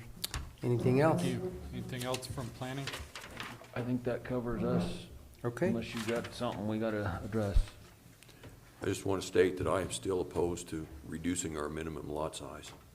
That we have to have, we govern with our minds, but also our hearts. And we have to take care of the citizens of this community. And this was a special consideration. But that doesn't make it fair for everybody, which is the rub. Fair enough. Okay. I agree. Sure. Anything else for planning? Okay, all right, Thank thank you. you, sir. Thank you. All right, we'll get moving right along then.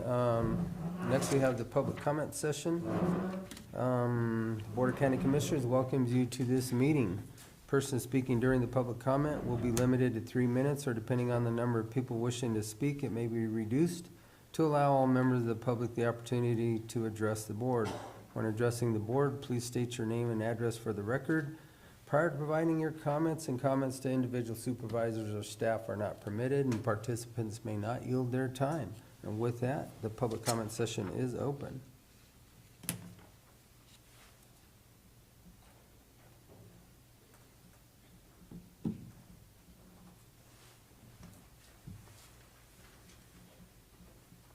Troy Gaddis, 21145 Road P, Cortez. And in response to the last situation, and not to distract from any of the particulars, but it is my opinion that to do something like this, you're just kicking the can down the road. It'll come back. Well, I know it will. It'll come back. That's all I have. Thank you. Next.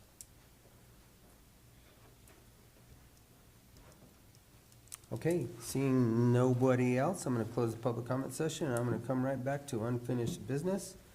Shaq, I don't have any notes. I don't have any either, so. So we have no unfinished business for this meeting. Public safety, George Devers, we've already heard from our coroner, and we're gonna bring up our sheriff, Sheriff Nellen. Good morning. Good morning. Lot of late submittals. What's that? I said a lot of late submittals.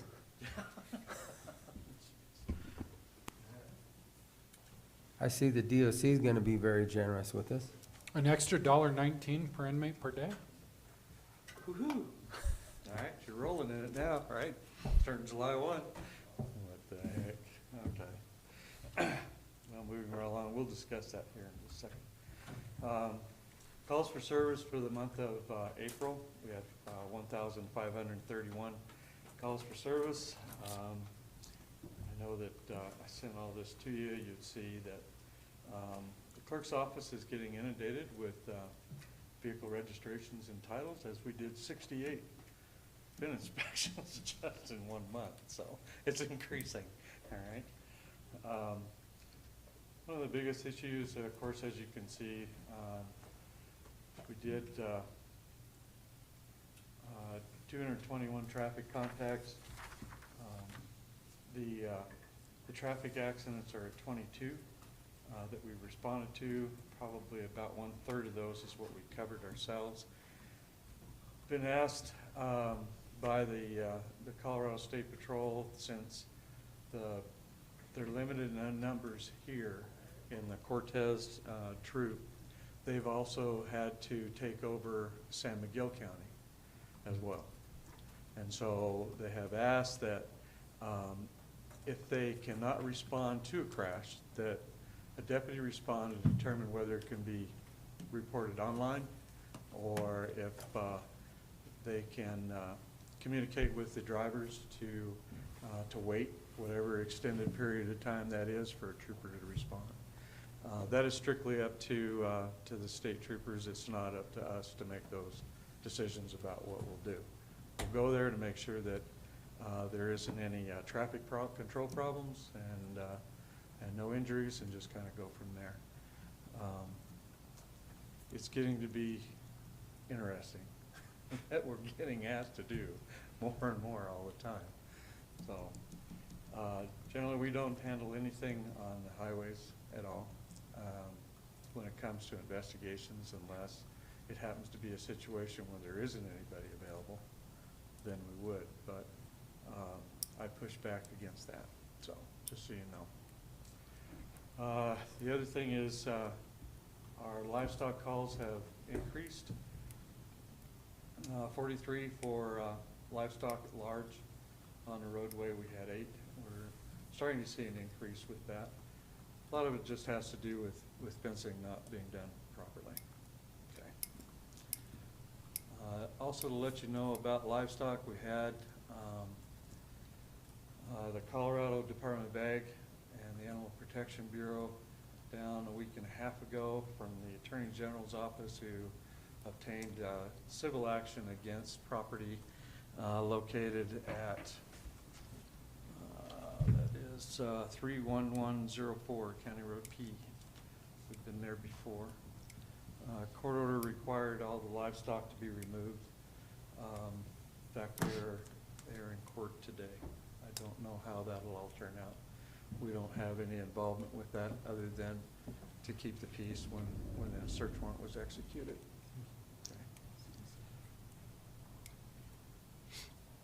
Okay. For the jail, for the month of April. This is our transport report. We had Sheriff, yep. you're Jinx. Oh, here I am talking, and it didn't even connect. Well, they can't see it. All right, yeah. We can Sorry see it about on that. our personal. Do you want me to start all over again? I don't want to. Okay. Start at the very Thank you. beginning. I think we'll have you move forward. Thank you. I appreciate that. Thanks. All right, now we can see it. Sorry about that. My apologies. For the jail, transport reports, we had 12 adults transported in the month of April, 1 juvenile. We'll start to see some of these juvenile cases increase, unfortunately, for transport orders. For the cost for transports, a total of 4 deputies, 34 $34.17 total cost. A lot of those were local transport or within the Four Corners area. For our arrests, we have 78 today. As you can see, from April 1, 4 arrests, 3 releases. This goes back and forth. The highest, of course, would have been on the 21st, but we had 10 released after having 7 incarcerated. So, and then you can see the differentials between the city of Cortez and Dolores County, as well as the county state charges, and how many inmate days there were for the month of April.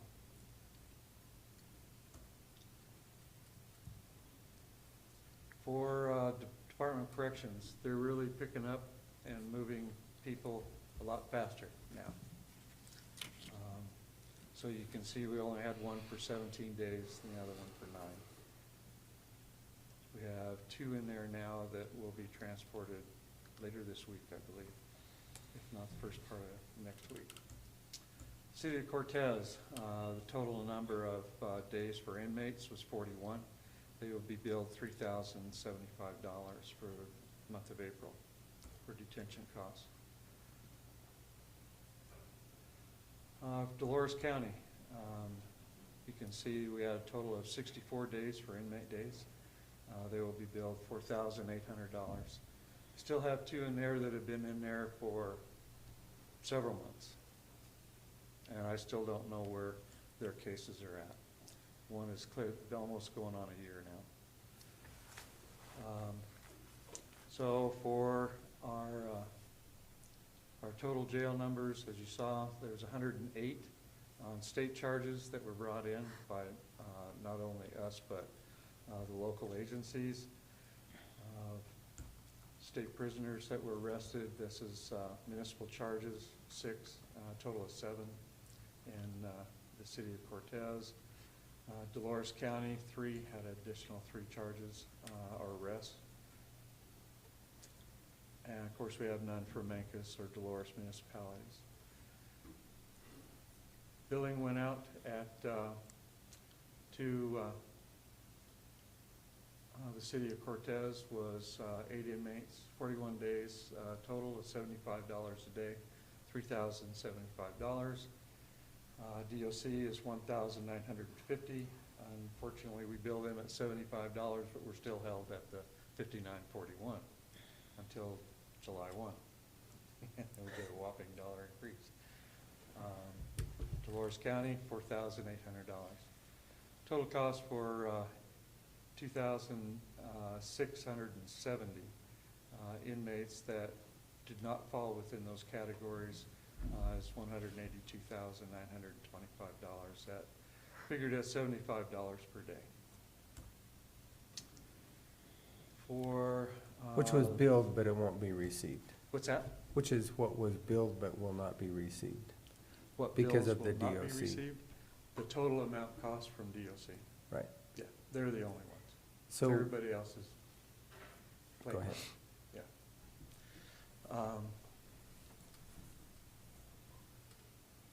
Because of the total number of arrests and stuff, remember the jail reform bill that reduced the booking fees and bonding fees. So you can still see that we are, because of the numbers are higher, we're still obtaining some funding from that. However, when you reduce the bonding fees from $30 to, that was applied by statute that the sheriff could charge, down to 10, we lose $20 per inmate or arrestee. So the total number of funds that were received into the treasurer's office from the sheriff's fees is $24,596.65.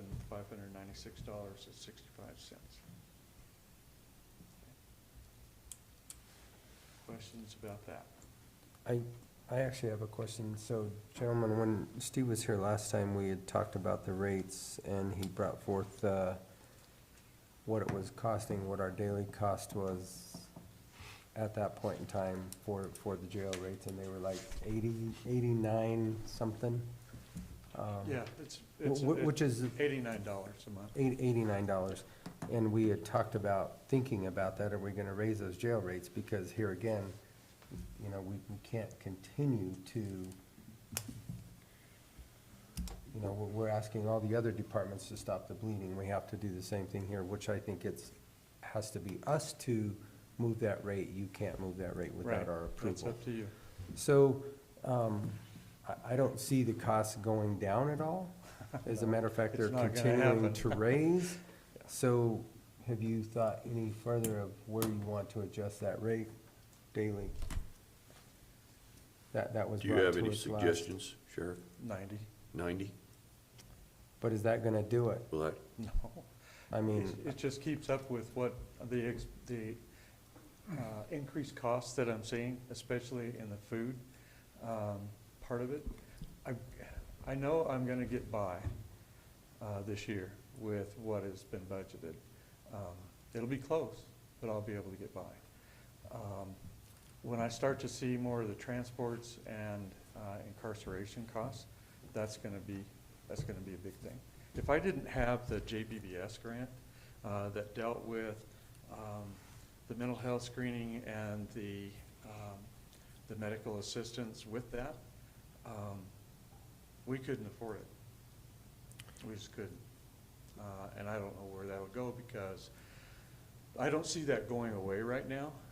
However, I'm just really concerned when I talk to you a little bit more about Senate Bill 1326 that I believe has been signed, but I'm not positive yet. And that has to do with the fentanyl bill. And we can discuss that here in just a minute. But that cost for just taking care of the inmates, plus our the maintenance costs and everything, just everything across the board. That's where the cost analysis was done from every cost, just with the detention center. That's staffing, that's food, that's housing, utilities, you name it, everything across the board, as you saw. So increasing it to $90 a day would help fray some of those costs, but it's not going to save it. And unfortunately, I don't know what will, to be honest with you. well, we have to cover the cost. So right Yes. now, we're losing Yeah. on a daily basis. So Well, I agree. I guess I would entertain, what do you gentlemen think? I'm not sure that that's high enough. I'm thinking 95. Commissioner Copenager?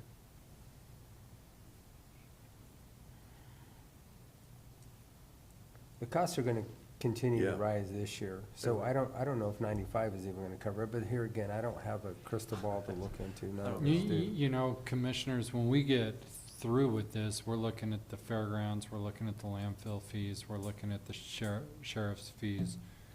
We could, once the adjustments are done being made, put a resolution in place that says county fees will increase X percent annually to keep up with inflation.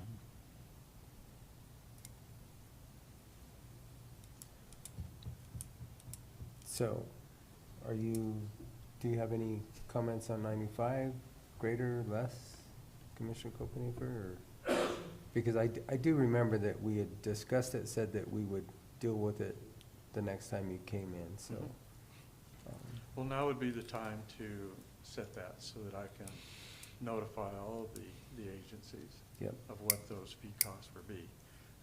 And make it effective July July, well, we 1, could I do mean, it it's not a June or lot of. July 1, it's whatever you would like, it doesn't matter to me. And Sheriff, can you say one more time, what does it cost us?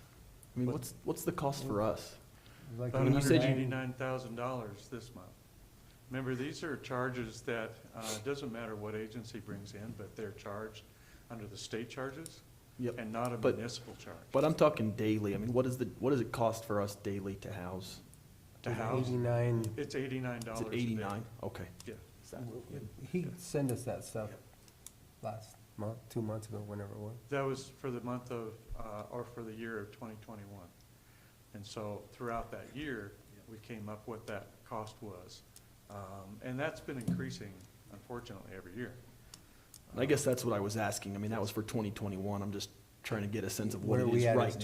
2022, that's why I'm where we're at saying right that I now. don't think at 95 it's gonna cover it with the inflation rates that we're dealing with right now. I don't, Yeah, I don't know. That's what I was asking. You know, we could set I mean, you could set a figure, and the thing is that we don't know what is gonna happen with inflation. We've already seen where it's been in just the past 60 days, and it just continues to increase.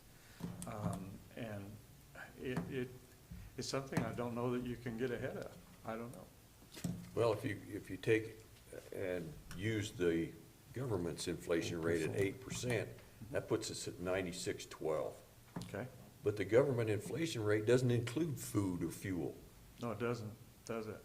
so how about 100? The two things you There's a have to lot. have, Yeah. it doesn't Exactly. include, Exactly. which is sad, because it, Yeah. to me, it's not a true inflation You rate. use 13%, It's probably almost double 102. that, if you were really looking at reality. yeah. Commissioner Copenhaver, you want to talk about unemployment rates too? Just don't go.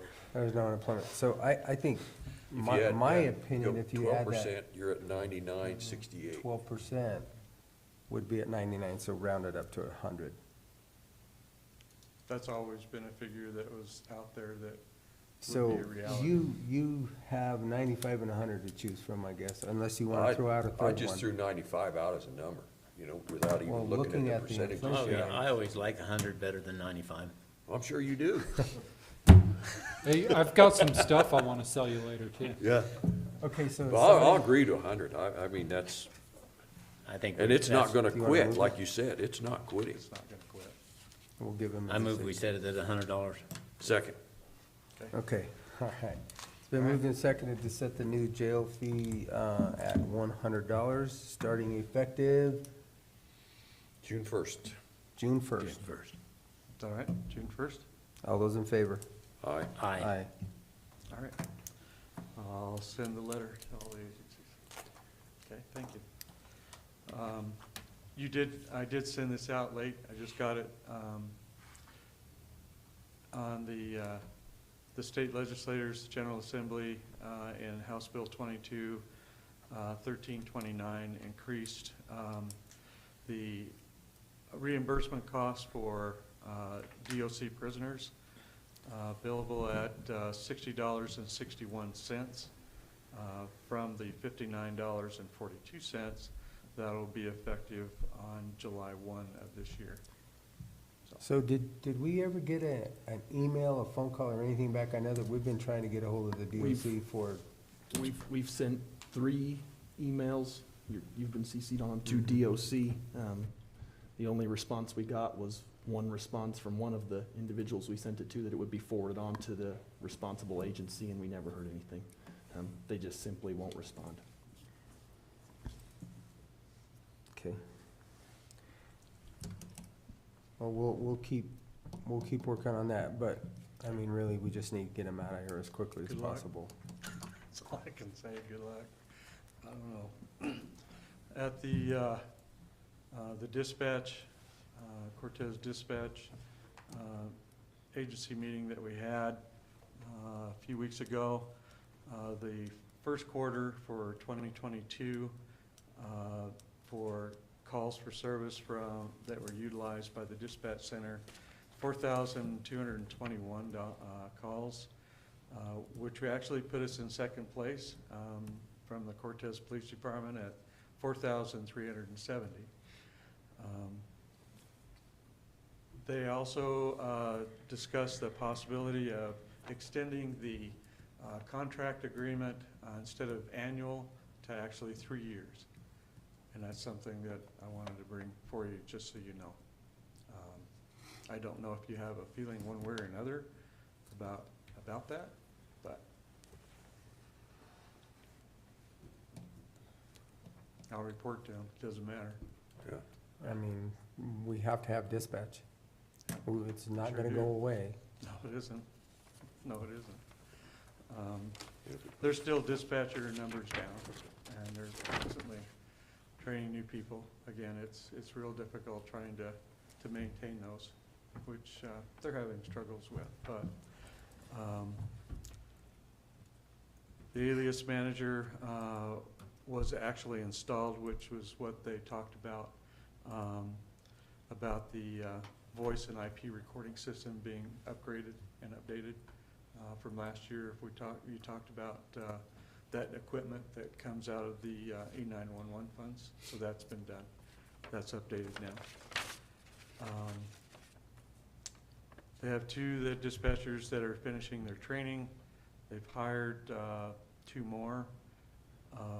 I don't know where that was just 3 weeks ago, so I don't know where they're at, if they're still there or how things are going. But it's getting better. It's a learning curve. It's not an easy job. So, but the computer-aided dispatch system that I have through eForce is actually assisting us with helping reduce some of those calls on the radio. So that's cutting some of that cost down where I can. Okay.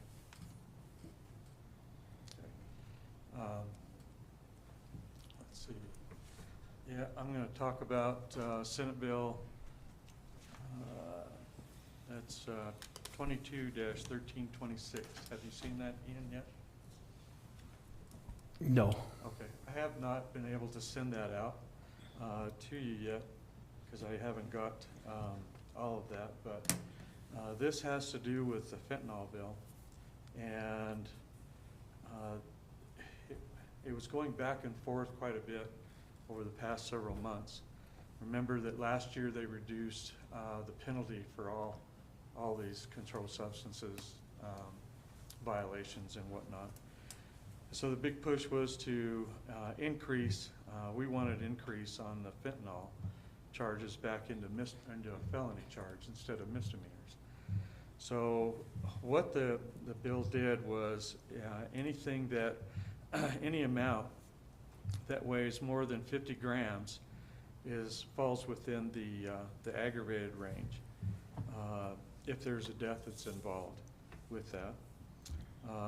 It's a level 2 drug felony for more than 4 grams, but not more than 50.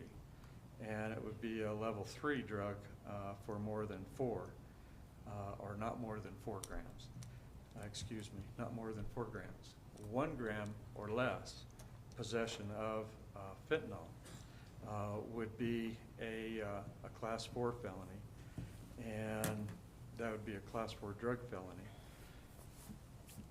The thing is with that, there comes with a lot of additions to that. The biggest push was getting court-mandated rehabilitation for people who were convicted of possession of less than 1 gram of fentanyl. What the thing is that if they go through all of the drug rehabilitation and counseling and they're successful with that, then the felony would be removed and they would not be held to a felony classification anymore. It'd be dropped down to a misdemeanor, if not deferred. One of the two could happen. There's a clause in there that actually puts in the word knowingly. If you knew what you possessed was fentanyl. If we can't prove that you knew that it was, makes it a decision for a judge or jury to decide whether or not they should be convicted. I don't know how that will work. Okay. Run that by me again. Okay. It goes like this, Commissioner, I see It nothing. doesn't make any sense. I don't know if I should be saying this publicly. The thing is that we all, the Sheriff's Association, the Chiefs of Police, and the FOP, and the DA Council, we all attempted to remove that, have that removed from this bill. That it actually includes the language stating that when a defendant shows supporting evidence to establish that he or she made a reasonable mistake or a fact and did not know that the controlled substance that he or she possessed contained fentanyl, the matter shall be submitted to the finder of fact in the form of an interrogatory included to the verdict and a verdict form. So it's up to a jury to decide whether they knew that they were in possession of fentanyl in order to be convicted. I can't make this stuff up, okay? Well, somebody did. Yes, sir. It really concerns me when I see the full bill, because in a summary that I saw on this is that we have to make sure that, understand that I just purchased the second spectrometer, which is a scientific instrument that actually will identify what an illicit substance is within whatever item that is. If it's a baggie, if it's a bundle, whatever the case may be, can tell us what that is, and it's been proven scientifically. However, the bill requires that this substance be sent to the Colorado Bureau of Investigations laboratory for a thorough forensic examination to be used in court.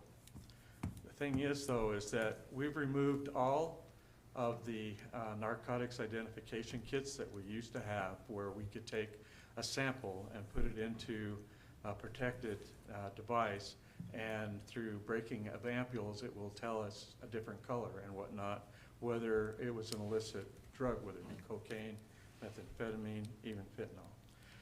The problem is that any amount of fentanyl, even if it happens to be in the air, can be fatal. It can definitely cause serious bodily harm to anybody. So we do not field test the way that we used to. Nothing is opened. We use the spectrometer to actually identify what the substance is, and that's how they're charged. So we know what it is. The thing is that every officer will be certified on this instrument. Right now, 3 years ago, I purchased one that the Drug Task Force has been using, and they're both certified. Now, everyone at the Sheriff's Office and patrol and detectives will be certified on this instrument, so that hopefully we can make some good case law about the use of this. It's better than a presumptive field test. It is what it is. So we have the scientists that were involved with certifying this equipment that can come in and testify. So we'll see what happens. But just so you know, I am also concerned when I saw the summary that it talked about having the jails be required to have. We have to actually test with test strips every arrestee to find out whether or not they have been exposed to fentanyl or have used fentanyl when they come in. And then we have to provide a medication-assisted treatment. And I have to develop protocols with that, of how certain drugs can be given to these people who test positive to reduce their withdrawals. Was that Like written in the methadone. rule of the What's that? guidelines? Was that written in the rule of the guidelines, and when does that take force? Is that 2023? Yes. So it is 2023. January 1 And of they didn't write the 2023. guidelines with it? Because I typically they're haven't seen writing the whole all of the thing. guidelines with it. Yeah, I have not seen the whole thing yet, so I'm Okay. not real sure. We're all going, I don't allow for any of that to be used in the detention center, except for if an inmate that is being released wants to get involved with that. As soon as they're released, they can see their physician or whatever to have that done. Because there could be a reaction to that, And that just opens us up to liabilities, and I'm trying to avoid that. So, once I know more, you'll know it all, okay? So, look at that, we'll see what it does. Supposedly, there's money involved from the state to pay for this. We all know how that goes, okay? They can't even pay for their inmates. Yeah, exactly. So there you go. Not sure how that'll work, okay? Next thing I want to bring up is the 2023 DOLA gaming grant. Oh, you got the Forest Service one. I can go to that one next. All right. Shaq's ahead of me here. So I have the 2022 to 2023, finally the law enforcement co-op agreement with the Forest Service. That is an amount that'll actually start when everything is signed. That is a total of $10,500. I will need to get approval from the Board of County Commissioners, and one commissioner will have to sign that because you can't do anything online anymore with them. Questions, comments on that? Okay, Game from?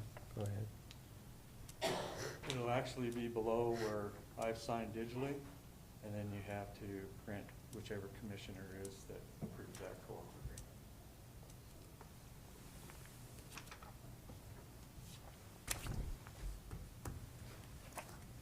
You okay, Kent? Yeah. Okay. I move to approve this modification of grant or agreement between the U.S. Forest Service, number 20-LE-11021300-031,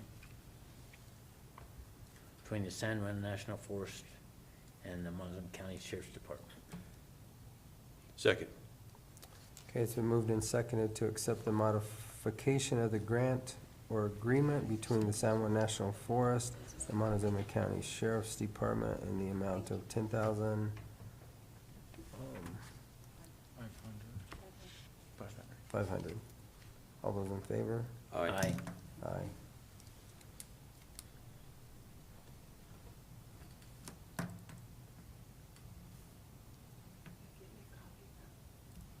Yes, I will. The thing is that I can get you a copy of it once I send it back to them this afternoon, and then the other two signatures that need to be on it, then they'll send it back, because nothing can be utilized until the whole thing's been signed. I'll let you type that down there. What's that? I'll let you type it. Okay, thanks. The next one is the DOLA gaming grant. We used to be able to do this, if you remember, online, where once we submitted it, then it would go to the representatives of the county, myself, and the Board of County Commissioners. Now, they just ask that we report to them that the grant has been approved for submission by the Board of County Commissioners. So we have to send that to them. There's nothing to sign digitally anymore. The grant is for a period of, actually it'll start in July and go to July 1 to June 30th. And may be extended to December 31st, depending on, they've changed the way that they've asked for their submissions, but on page 5 in there, the actual calls cost, we've put in there with their formula that they came up with. They changed everything for this year. We're submitting a grant application for $118,966. So rounded off to $118,000 even. That's what we're submitting. And so I need to ask if you'll approve for the submission of that to DOLA. for the Limited Impact Gaming Grant. I would move that we approve the submission of the Gaming Impact Grant application for 2022. Second.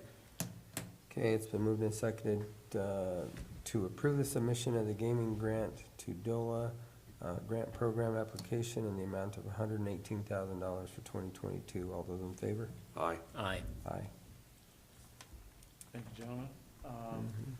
In the zone calls with the Forest Service, BLM, and the two U Mountain tribes, as well as the State Division of Fire and La Plata County Sheriff, the Forest Service and BLM are going to, looks like they're going to go into stage 1 fire restrictions on May the 25th, next Wednesday.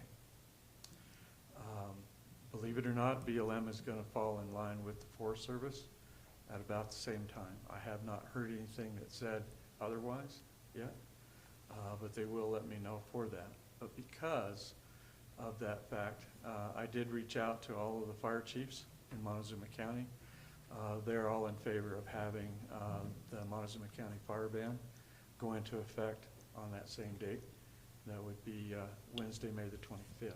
Next Wednesday. So we would need to have that resolution ready to go next Tuesday. Next Tuesday. Yeah.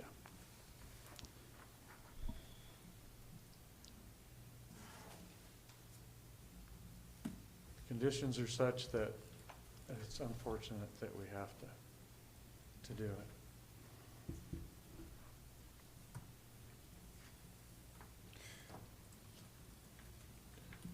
And Commissioners, are you okay having that resolution under unfinished business rather than dragging the sheriff back in next Yeah. week? Absolutely. Yeah. If you could just send it to me, Shaq, so that Sure. I can do my part. I'd appreciate it. Okay. I think that's everything. Okay, I've got a question for you. Yep. At city council meeting the other night, Chief Knuckles presented, they're going to their own social media platform with a program called Crime Watch. Mhm. And I think he's leaving a space open that you can link to that. And I mean, it was a pretty good presentation, so I didn't know if you knew about it or not. Yes, I did. And it's got its pluses and minuses, just like everything else. You guys keep up with it. Right. So you have to have somebody that's gonna be dedicated to keep that current. Okay. Yeah. I do that now with the sheriff's mobile app, and as well as the sheriff's website. But having Crime Watch in there, it's pretty much the same as the sheriff's mobile app. We send out those alerts, you can sign up for it. Okay. Or you can get it online. It's something to think about. I don't know what the cost would be. Nothing's for free. Yeah, I don't know, Yeah. Steve. That was, he didn't Yeah. say anything about cost, but Yeah. he just made the presentation and it Mhm. looked pretty good. Yeah, it is. There's a lot of things like that. Even Ranch Watch is like that also. Okay. But it definitely has to have somebody that is dedicated to keeping that up to date. And that's where I don't know that I could commit to that, because I just don't know with the resources that I have. Right. Being able to do that. Okay. I did submit to you the wage salaries for of what I'm asking for you to review and look at. We can discuss that next Monday, or we can do it whenever, but I know it's kind of short notice.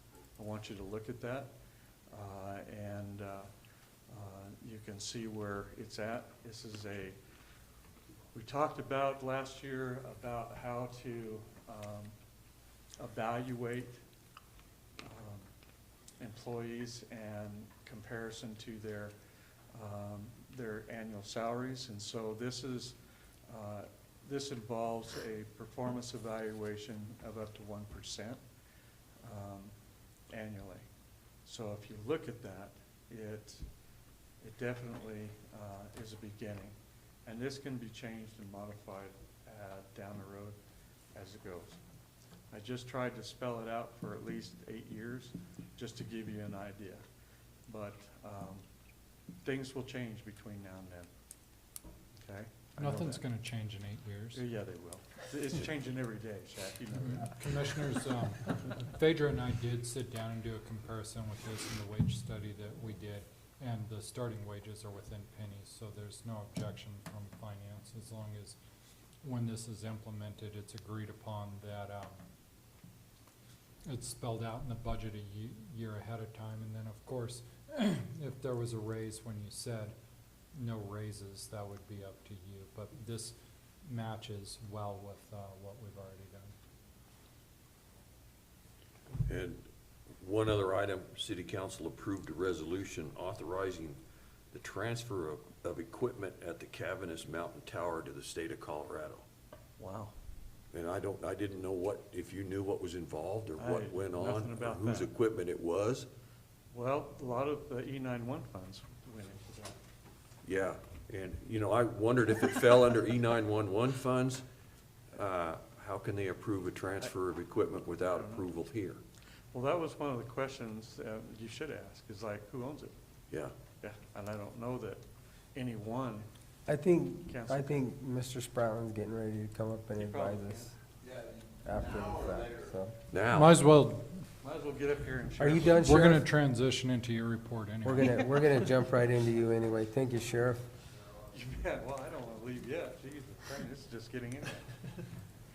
Well, you don't have to leave. I was just saying, Yeah. thank you. Come on up, Mr. Spratlin. I'll stay over here and protect you. Thanks. Got your gun ready? Okay. Good morning. Morning. Good morning. Good morning, Kim. Good morning, Ian. Good morning, Jack. So, the equipment on Cavernous was through a grant, and the grant said that we had to own it, supposedly. So that grant said Define we. we was the city of Cortez, and they had to own it for a certain period of time. Don't quote me, but I think in 2020, we amended that grant so that it could be turned back over to the state. Otherwise, we will end up doing the repair, doing the maintenance, and doing all the costs on that 800 megahertz equipment that's on Cavernous. So with that in mind, we went ahead and gave it back to the state, that equipment that's up there, including the equipment inside of the shed. And we've done that on all the wind grants, the DOLA grants and everything. This one apparently slipped through the cracks. The state was still maintaining it. Tom Phelps was still going up there working on the equipment, more or less for free. But once we found out it was time to turn it over, I believe that's the direction the city went. They've got their attorney involved, I guess, and he sent that paperwork into the state. So that's, I guess, that was approved by council. Yes. Yeah, okay. So the equipment was sort of the city's based on grant, but no actual funding. No money was exchanged in hands. That was just the grant funding. And we were trying to get it back to the state so they could continue to upgrade it, repair it, et cetera, without any cost to us. That make sense?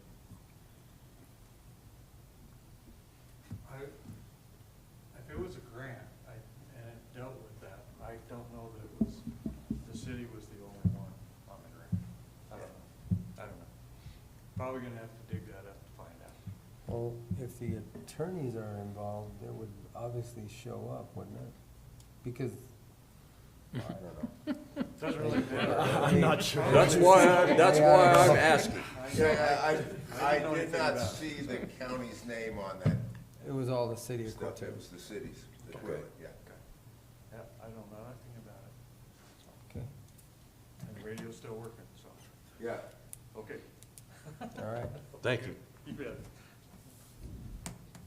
Okay, you don't have to walk away. You looking at him or me? I'm looking at you. You are, You want me to leave now? no, Oh, you don't, okay. you don't have to stay, yeah. leave. All right. Good luck. Thanks, man. You bet. You don't have to leave at all. All right. Moving it on really quickly, because there's a gentleman on that screen from the National Weather Service. I'd like to give you an update on the drought conditions that we have in our county, directly about our county, so we can move forward with maybe extending that drought disaster that will be expired June 1st. June 1st, okay. Is there a higher designation than disaster? No. Very bad, maybe? Okay, thank you, Mr. Spratler. Mr. Colton? Yep, Jeff. Jeff, you have the floor. Sounds good, thank you. Will I be able to share my screen or not? Yeah, I can give you the ability to share your screen. Hang on. Okay, thank you. I should have sent it to you sooner.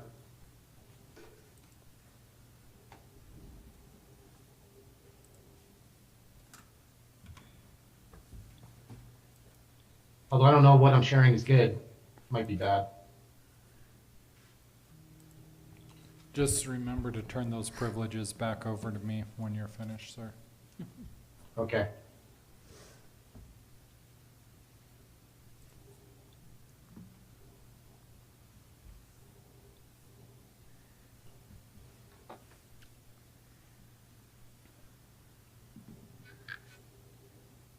All right, so state of the drought. Pretty much the whole western United States still is sitting in a pretty bad situation. Our high mountain snowpack has been melting off. Currently, we're about 2 to 3 weeks ahead of schedule, where we should normally be this time of year. And we are getting ready to enter the driest period of the year for much of western Colorado. So lots of good news here. Anticipating above normal temperatures for much of June. So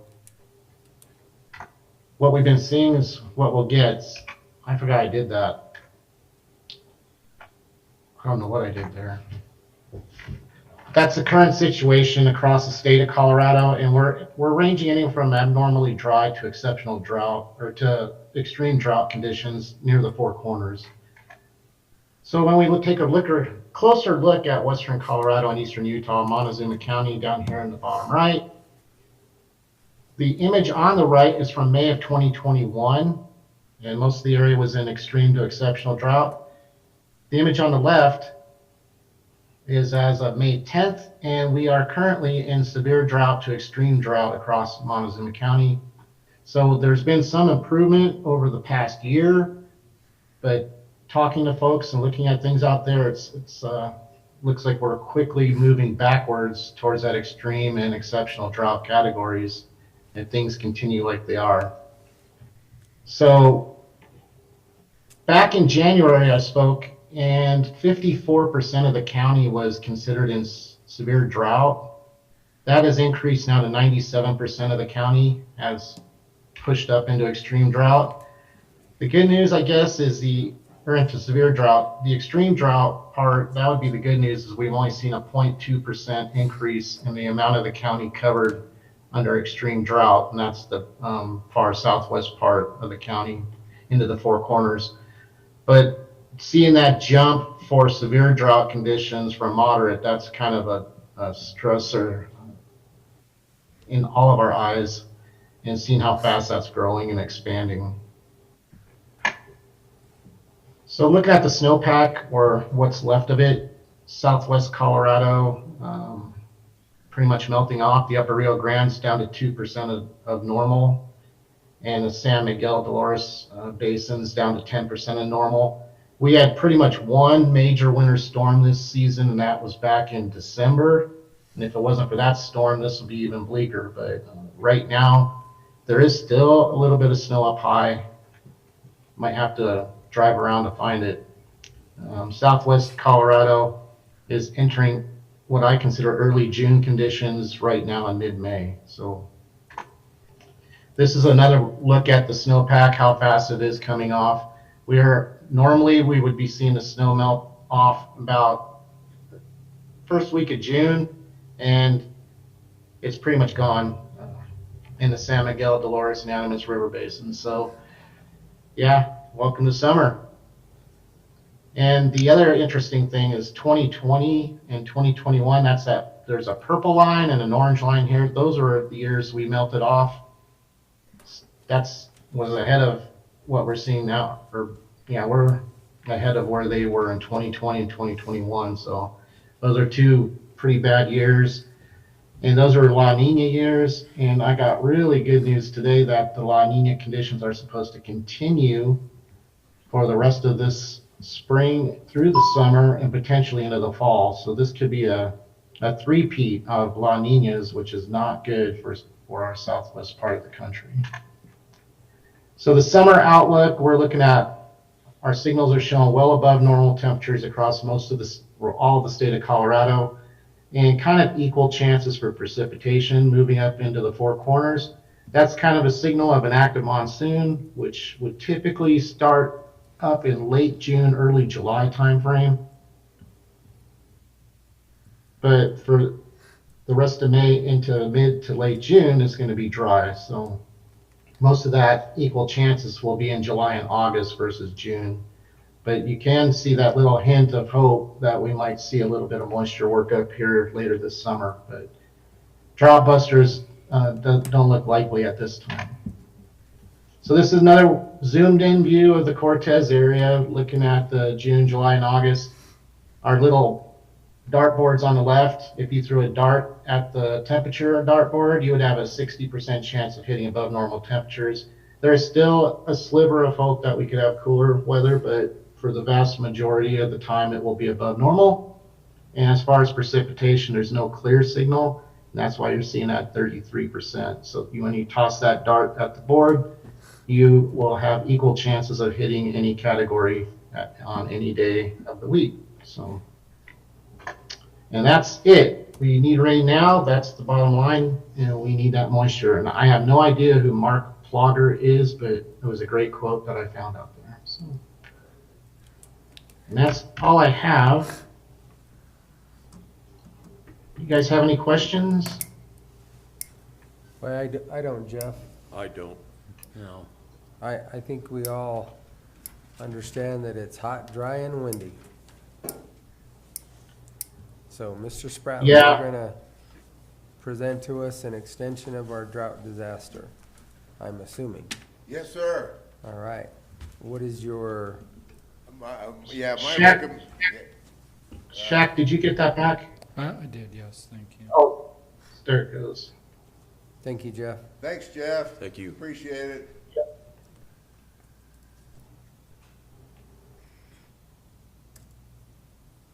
Yeah, so based on that and all the other information that I've been printing up and watching, I would recommend that we continue the drought disaster for another 4 months, and that will continue from June 1st on until, is that October 1st? So that would be my recommendation if you would so entertain that motion and vote. So moved. Second. Okay, it's been moved and seconded to extend our drought disaster emergency declaration to October 1st, 2022. All those in favor? Aye. Aye. There you go. And my report's there, you all read it, right? Yeah, of course you did, yeah. It's hot, dry, and windy. I Yeah. just gave you the Yeah, synopsis. the whole report, I got my budget and all the stuff we've been doing, blah, blah, blah. We are filling up some reservoirs, so, McPhee's filling up more, Jackson's up more. They're all filling up to the brim, so at least we're getting that full amount of water that we may need, or gonna need, I should say, for any type of, irrigation. And then I was looking at all the other issues with Lake Powell and Lake Mead, and I don't even want to go there. So I'll just leave all that alone for now. But at least we're filling up our storage, so that's been really good. If you don't have any questions on my report, I will ask and entertain and have our community intervention plan, our program. Want to introduce the people that are part of it and kind of give you an overview of what we've been doing. And it's actually pretty exciting, the last 11 days. Today's day 12, so done a lot of good stuff. So, Okay, sounds good. good You want to him to go? come forward? I see Molly Rodriguez is on the line. Yep, Molly's on somewhere. Sit over here. Here, sit over here. everybody can enter. We can introduce, you want to introduce the team, and then they can actually go back to work.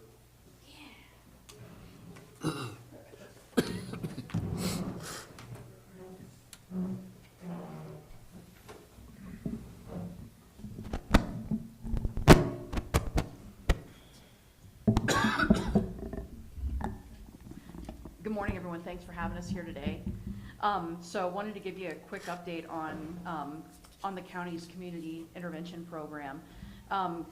Team went live on May 2nd. Thank you very much for attending the open house. And it's been a really pretty incredible response in the community.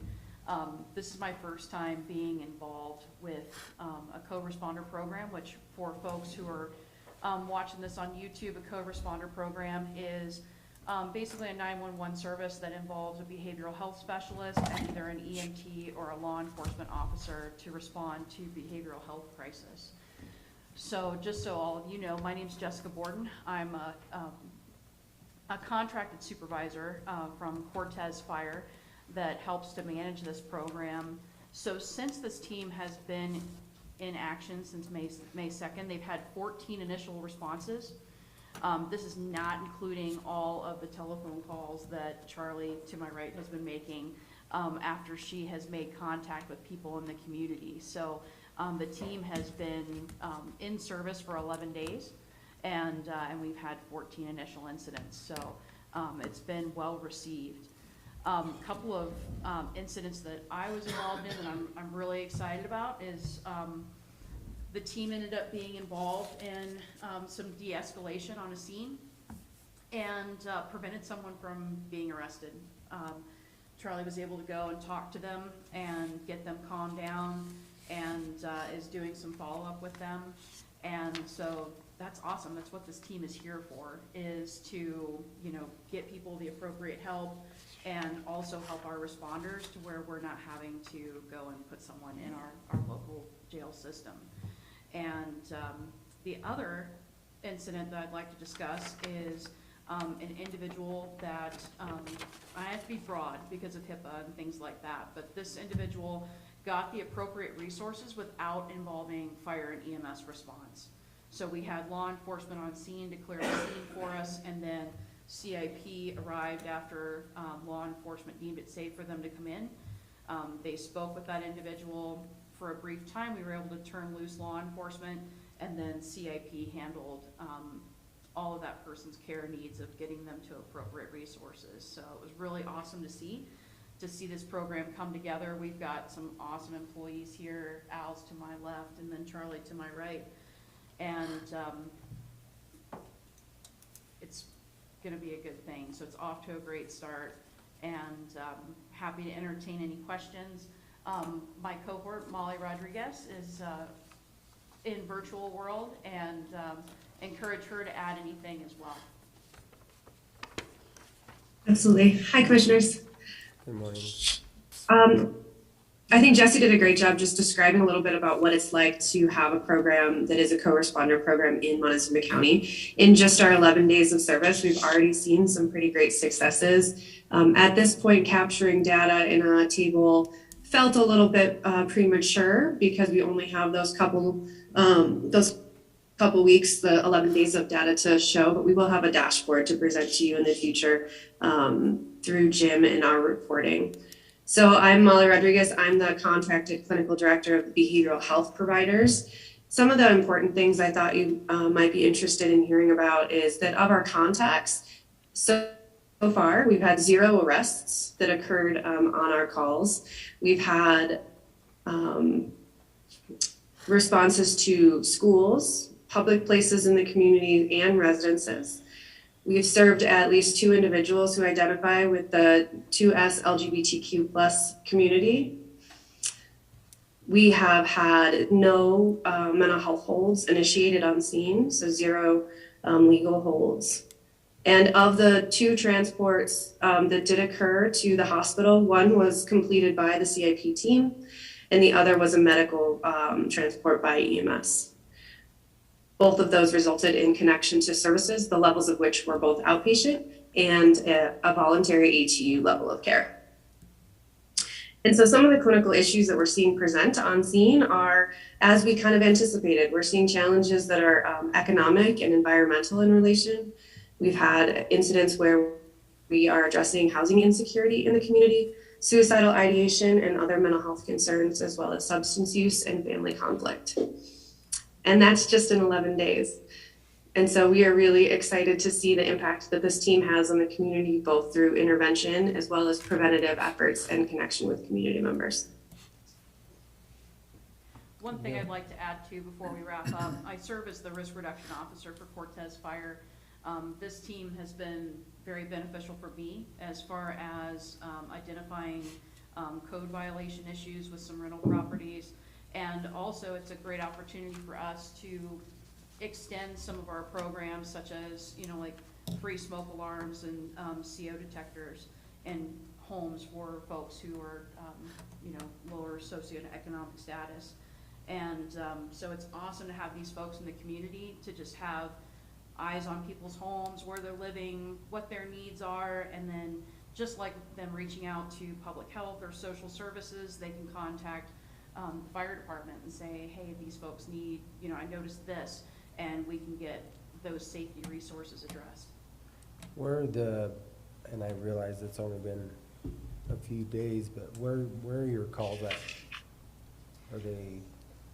So we have to be careful again with HIPAA, you know, as far Right. as I understand talking at a that, but public just meeting. But yeah, geographically. yeah. So we've had, and Molly, correct me if I'm wrong, I think we've had a pretty 50-50 split so far as being in the city and being in the county. We've been out to Mancos, we've been out to the Louis Areola area. Anything you want to add, Molly, as far as? Oh, I think so far we're seeing a really positive response and partnership. You know, as we initially roll out this program, we're being extra cautious. And so we are responding at the request or after the scene is secured by law enforcement in those jurisdictions. And so we're really relying on those partnerships to help us get this thing launched. So between the 50-50 between municipalities and the unincorporated part of the county? Okay, that's all I have. Gentlemen, I'm good. questions? Good. Okay. Did the Good. team members want to introduce themselves? Good morning, my name is Al Good morning, my name is Al Brokowski. I live in Cortez. Okay. And I'm Charlie Sharp. I'm the behavioral health provider. I also live in Cortez, since that's part of our introduction. All right. Thank you. All right, well, if there are any more questions, thank you very much for your time, and we hope we make you guys proud out there. Thank you. Thank you all. Thank you. Thank you. Thank you, Molly. Hey, thank you. Got one. You buy Well, it? We're here all day long. It doesn't matter to us. Yeah. So You're buying, we'll wait. Senator Bennett's office has this room at 2 o'clock, so I would say we just push through the agenda. So just to top off really quick, this program has hit the ground running. I mean, it's knocking it out of the park. I'm watching these people work. I'm getting all the calls. I'm monitoring what's going on. It's amazing. And the law enforcement and EMS, we've been to all the stakeholders. We've talked to everybody, cleaned up any problems that people may have, or, you know, their expectations, our expectations, et cetera. So we've done a really good job at going around and talking to everybody. And everybody's thrilled to death with this. And law enforcement, we're doing what we intended to do, and that was relieve law enforcement and EMS from some of this burden where they should be going out doing what they need to do, and we're taking care of it. So yeah, I couldn't have asked for better for these last 2 weeks. So hopefully once a month, we'll come up and give you kind of a progress report of what's going on. I don't think the whole team needs to be here, but I wanted to show you the whole team is actually sitting right there, everybody in the chairs. So we do appreciate the support, and it's going really well. Excited about it. So Very good. Yeah. Any questions on emergency management? 800 megahertz, towers, going. Get out. See ya. All right, Chief Belfour. CPFD. Or CFPD, I'm sorry. Yeah, CFPD.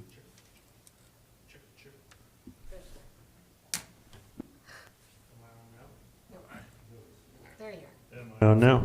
There we go. Oh, great.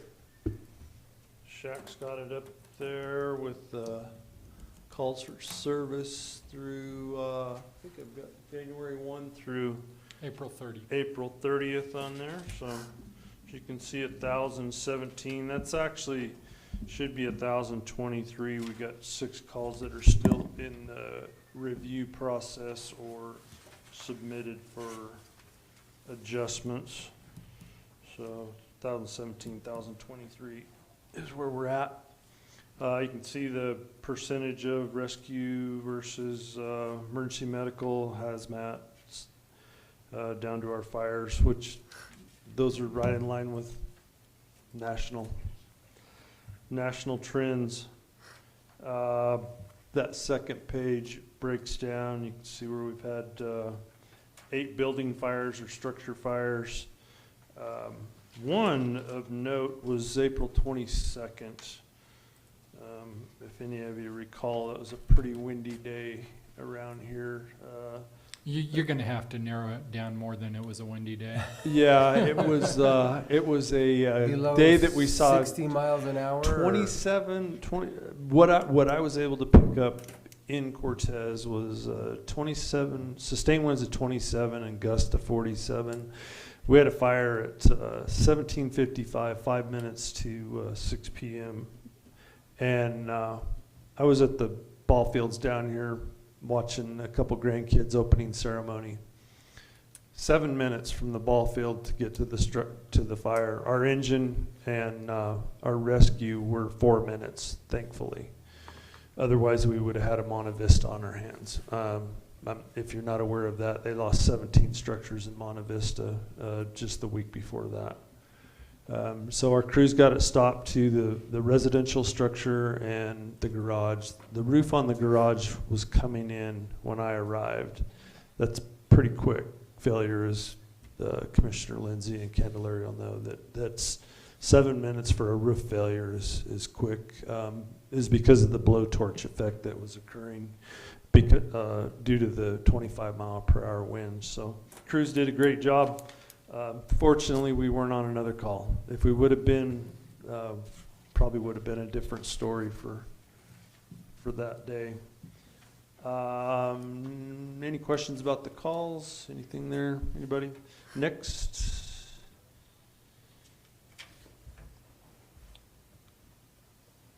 Which one's going to come up there? Is that going to be my? Yeah. Real quick, some stats here. May give you perspective, may not, but this came right from the abstract that I was able to get from the assessor's office. Shows the valuation, the levy, the revenue generated off that, the calls for 2021, and then of course I divided the calls into what the revenue was, came up with a cost per call. And then curious, I was like, okay, well, if we were took the second cost per call for the local fire districts, what would our budget be? And so that gives you a little bit of perspective. After today, I won't be bringing this stuff up anymore, but to me, it's glaringly obvious. I've been living in this for 4 years, and the Cortez Fire Protection District is the most underfunded fire district in the state of Colorado, period. Did I have one more sheet up there, Shaq, or did that one? I've got one more. I don't know if I made it there. Just some information here, report that I give to my board. All this information is stuff that I give to my board. Training hours for the month of April were that's line 4. 570 hours, we've got 1,904 hours of training, CPR, EMS. We're doing our hose testing now. We test several thousand feet of hose every year to maintain compliance and meet our ISO requirements. Crews are checking blood pressures at our senior center on Fridays. Our dispatch center, our dispatchers ride along with us. Had real good results with that, and they've been able to see some interesting calls. Pack test, that's where you carry the 45-pound weight vest, hike your 3 miles around the track, and you got to do that in 46 minutes roughly is the adjustment. So that's a tough one. We attended home and garden show, fire extinguisher training, surveyed 10 residential houses, if you will, and installed smoke detectors. Some of those got 2, some got 3, depending upon size of the building. And then our engine, Type 3 engine, deployed down to the Calf Canyon Hermit's Peak fire. They spent 14 days down there. They got in the heat of things, the thick of it. They while they were there for the 14 days, they deployed over 5 miles of hose while they were there, put 5 miles of hose on the ground and protected structures, and worked with 4 other engines and a strike team to protect structures. It was, they had one incident, things got close, they had to cut some hose and leave. They didn't have time to spend time spinning the couplings off. So, but everybody made it out safely, no damage to the engine, and so they all made it home safely. As you heard about the community intervention program, I won't ad-lib about that, but there is one piece of information I do want to make sure. There was a misstatement made at another meeting in the county that I was made aware of, that I believe it was one of the fire chiefs in the local districts that made a statement that if the CIP team wasn't riding their bikes around, they would have been able to respond to a call. But we have not missed a call, and they haven't been on their bikes when the calls have come out. So that was a misquote by somebody. I don't know who for sure it is yet right now. I'll talk to them as soon as I find out. But I just wanted to make sure if you heard anything like that, that's not true. They have attended every call they've been asked to attend, as well as making sure that they paid attention to when they were supposed to enter the scene and when they weren't supposed to. So they're doing an awesome job. Physicals, moot point on the sales tax, fireworks donations. This is my last pitch to you. If you'd be interested in making, I think I sent you guys a letter. If I didn't, I'll sure send it to SAC. You brought one in, and I think Shack. the commissioners had said that they wouldn't donate as a county, but that they would individually. Individually, okay. I think, yeah, that was I do think that we did receive a letter. Okay. Yeah, we're trying to wrap that up. We've got our fireworks ordered. We've got our trailers being worked over, and actually we built 5 new trailers. Little different look. We've got a great team, and they're adding on to what Mr. Urtel did for so many years and did so well, and now they're just stepping it up a little bit. So I think it's going to be an awesome July 4th show, as well as a panel bean golf tournament on August 20th. Questions, comments, concerns for me? Gentlemen? I don't have any. Thank you so much for your time. I do appreciate it, and it's almost lunchtime. We're in good shape. Thank you, Jay. Appreciate it. Okay, with that, we have an executive session scheduled. Ian, do you have your? Yeah, you want to do this first, and then? No, let's just go right through with the agenda. All right. I move we go into executive session for a conference with the attorney for the purpose of receiving legal advice on a specific legal question under CRS 24-6-402, parentheses 4, parentheses B. Second. It's been moved and seconded to go into executive session for a conference with the attorney for the purpose of receiving legal advice on specific legal questions under CRS section 24-6-402, parentheses, 4, parentheses, B. All those in favor? Aye. And this will be an executive session to discuss our civil case regarding Road Y. And present in the executive session Oh. will be Kim Purcell, Commissioner Gerald Copenhaver, Commissioner James Candelaria, Commissioner Kent Lindsay, Shaq Powers, myself, James Dietrich, and Doug Roth. Okay.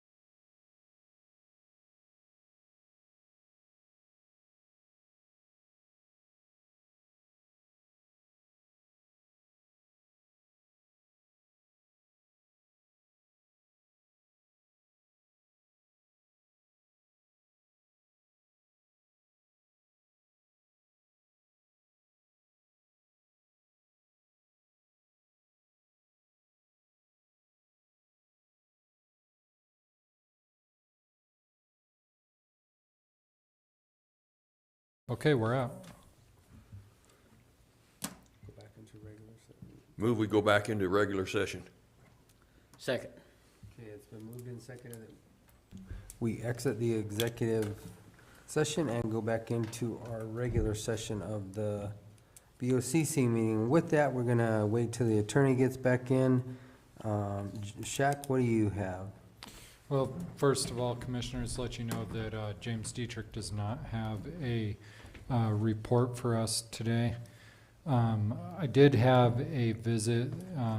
Attorney McLaren participated in it with myself and the emergency manager last week regarding Ironwood with CDPHE.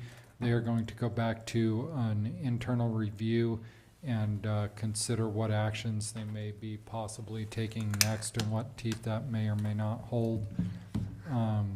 Participated in the stakeholder multi-agency coordination group meeting with all of our regional partners last week.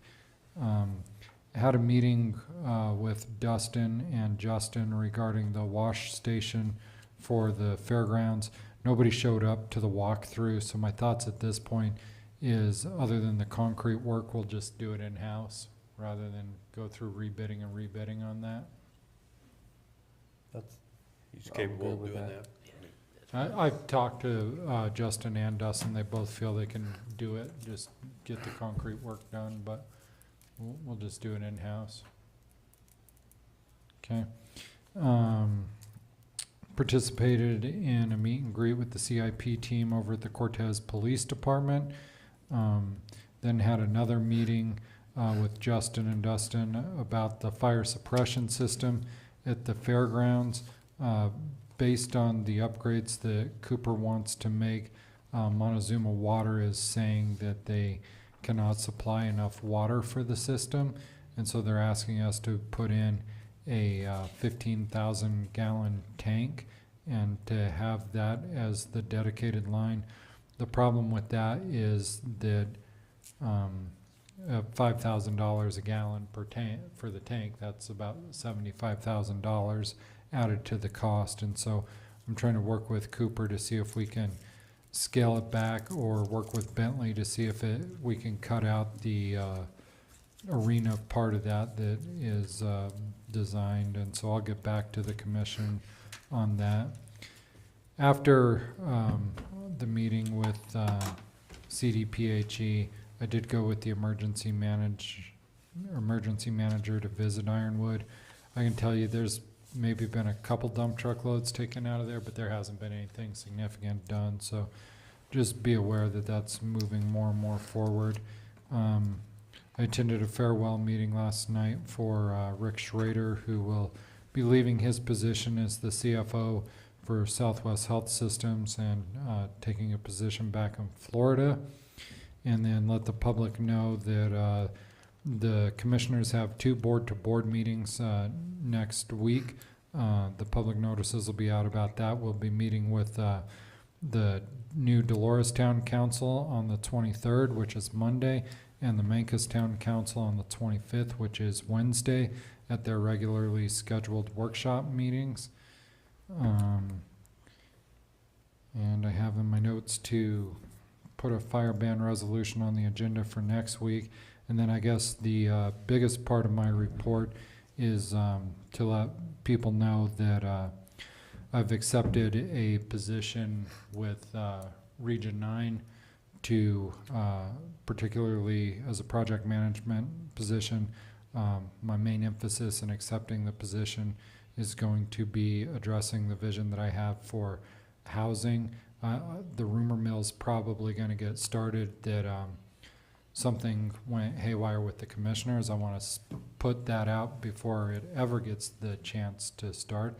That has not been the case at all, and so I don't want that to be in anybody's mindset or idea at all. That we've worked well together, I feel, and I'm taking a position that I hope will continue to advance the goals of the county.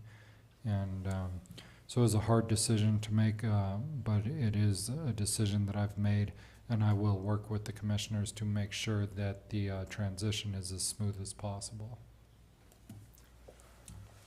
Okay, all right, Ian, we'll jump right back up to you. Yeah, so I think the most significant thing from last week was that meeting with CDPHE regarding Ironwood. Just to add a little bit to what Shaq said, CDPHE really has a whole bunch of different routes they can take in dealing with this situation. A lot of them contemplate compliance conferences, negotiations with the landowner, in this case being Ironwood, to get that pile cleaned up. The other option that they have is what they call a unilateral order. What they do with the unilateral order is they just basically issue the order. You get this cleaned up 30 days, and that's what that is. And then if that doesn't happen, then the matter goes to district court. Certainly CDPHE hasn't made any decisions, and I don't want to put any words in their mouth, but coming out of that meeting, I was very hopeful that they will go the direction of issuing a unilateral order. I think that they, certainly we tried to impress upon them the gravity of the situation at the Ironwood Mill. I think that they understood that, and I think that they also came to understand that some of the difficulties we've had with getting compliance and getting movement. And so, we certainly haven't heard anything from CDPHE. Again, they haven't given us a final decision, but I left that meeting with the impression that the possibility of a unilateral order was very much on the table, and I'm hopeful that that's the decision that they'll make moving forward. Other than that, there was a lot of odds and ends stuff with different planning and zoning issues and whatnot, but that was really the big thing from last week that's warrants a report. Okay, thank you.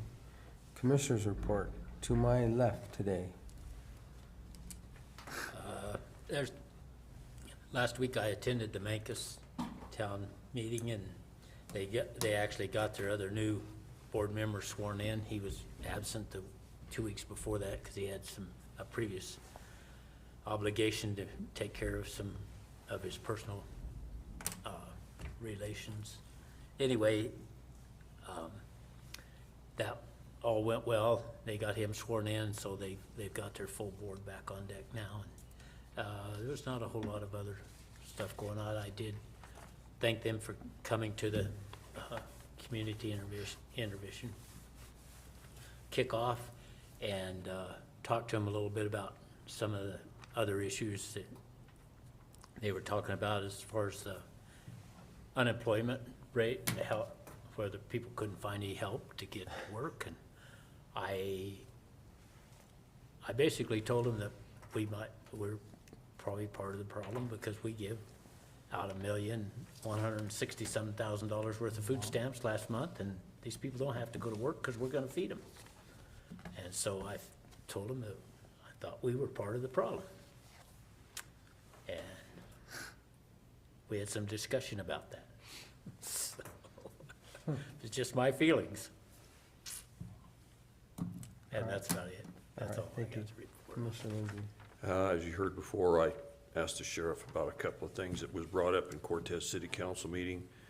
Other than that, they proclaimed National Hospital Week, 8th through the 14th, and Historic Preservation Day on May 21st, and they also recognized Bike to Work Day, and they let out a couple of contracts and some concrete works, and that's about the size of it. That's about all I have.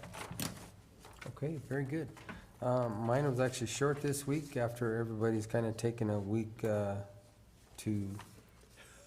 kind of relax over the legislative session. We had a stack meeting on Friday. Two of the bigger discussions in there were GHG, the greenhouse gas emissions, and how that's gonna evolve and how that's gonna affect CDOT and everything moving forward. A lot to come with that one, and the next one that they have changed, which is good for us, is that they're only gonna have 2 in-person meetings a year, which will be in May and October, and the rest will all be virtual, so there'll now be 10 virtual meetings for the stack and 2 in person, which is gonna make it a lot easier for us for travel. And that is all that I have. So, gentlemen? Motion to adjourn. Second. Okay, it's been moved and seconded to adjourn this May 17, 2022 meeting. All those in favor? Aye. Aye.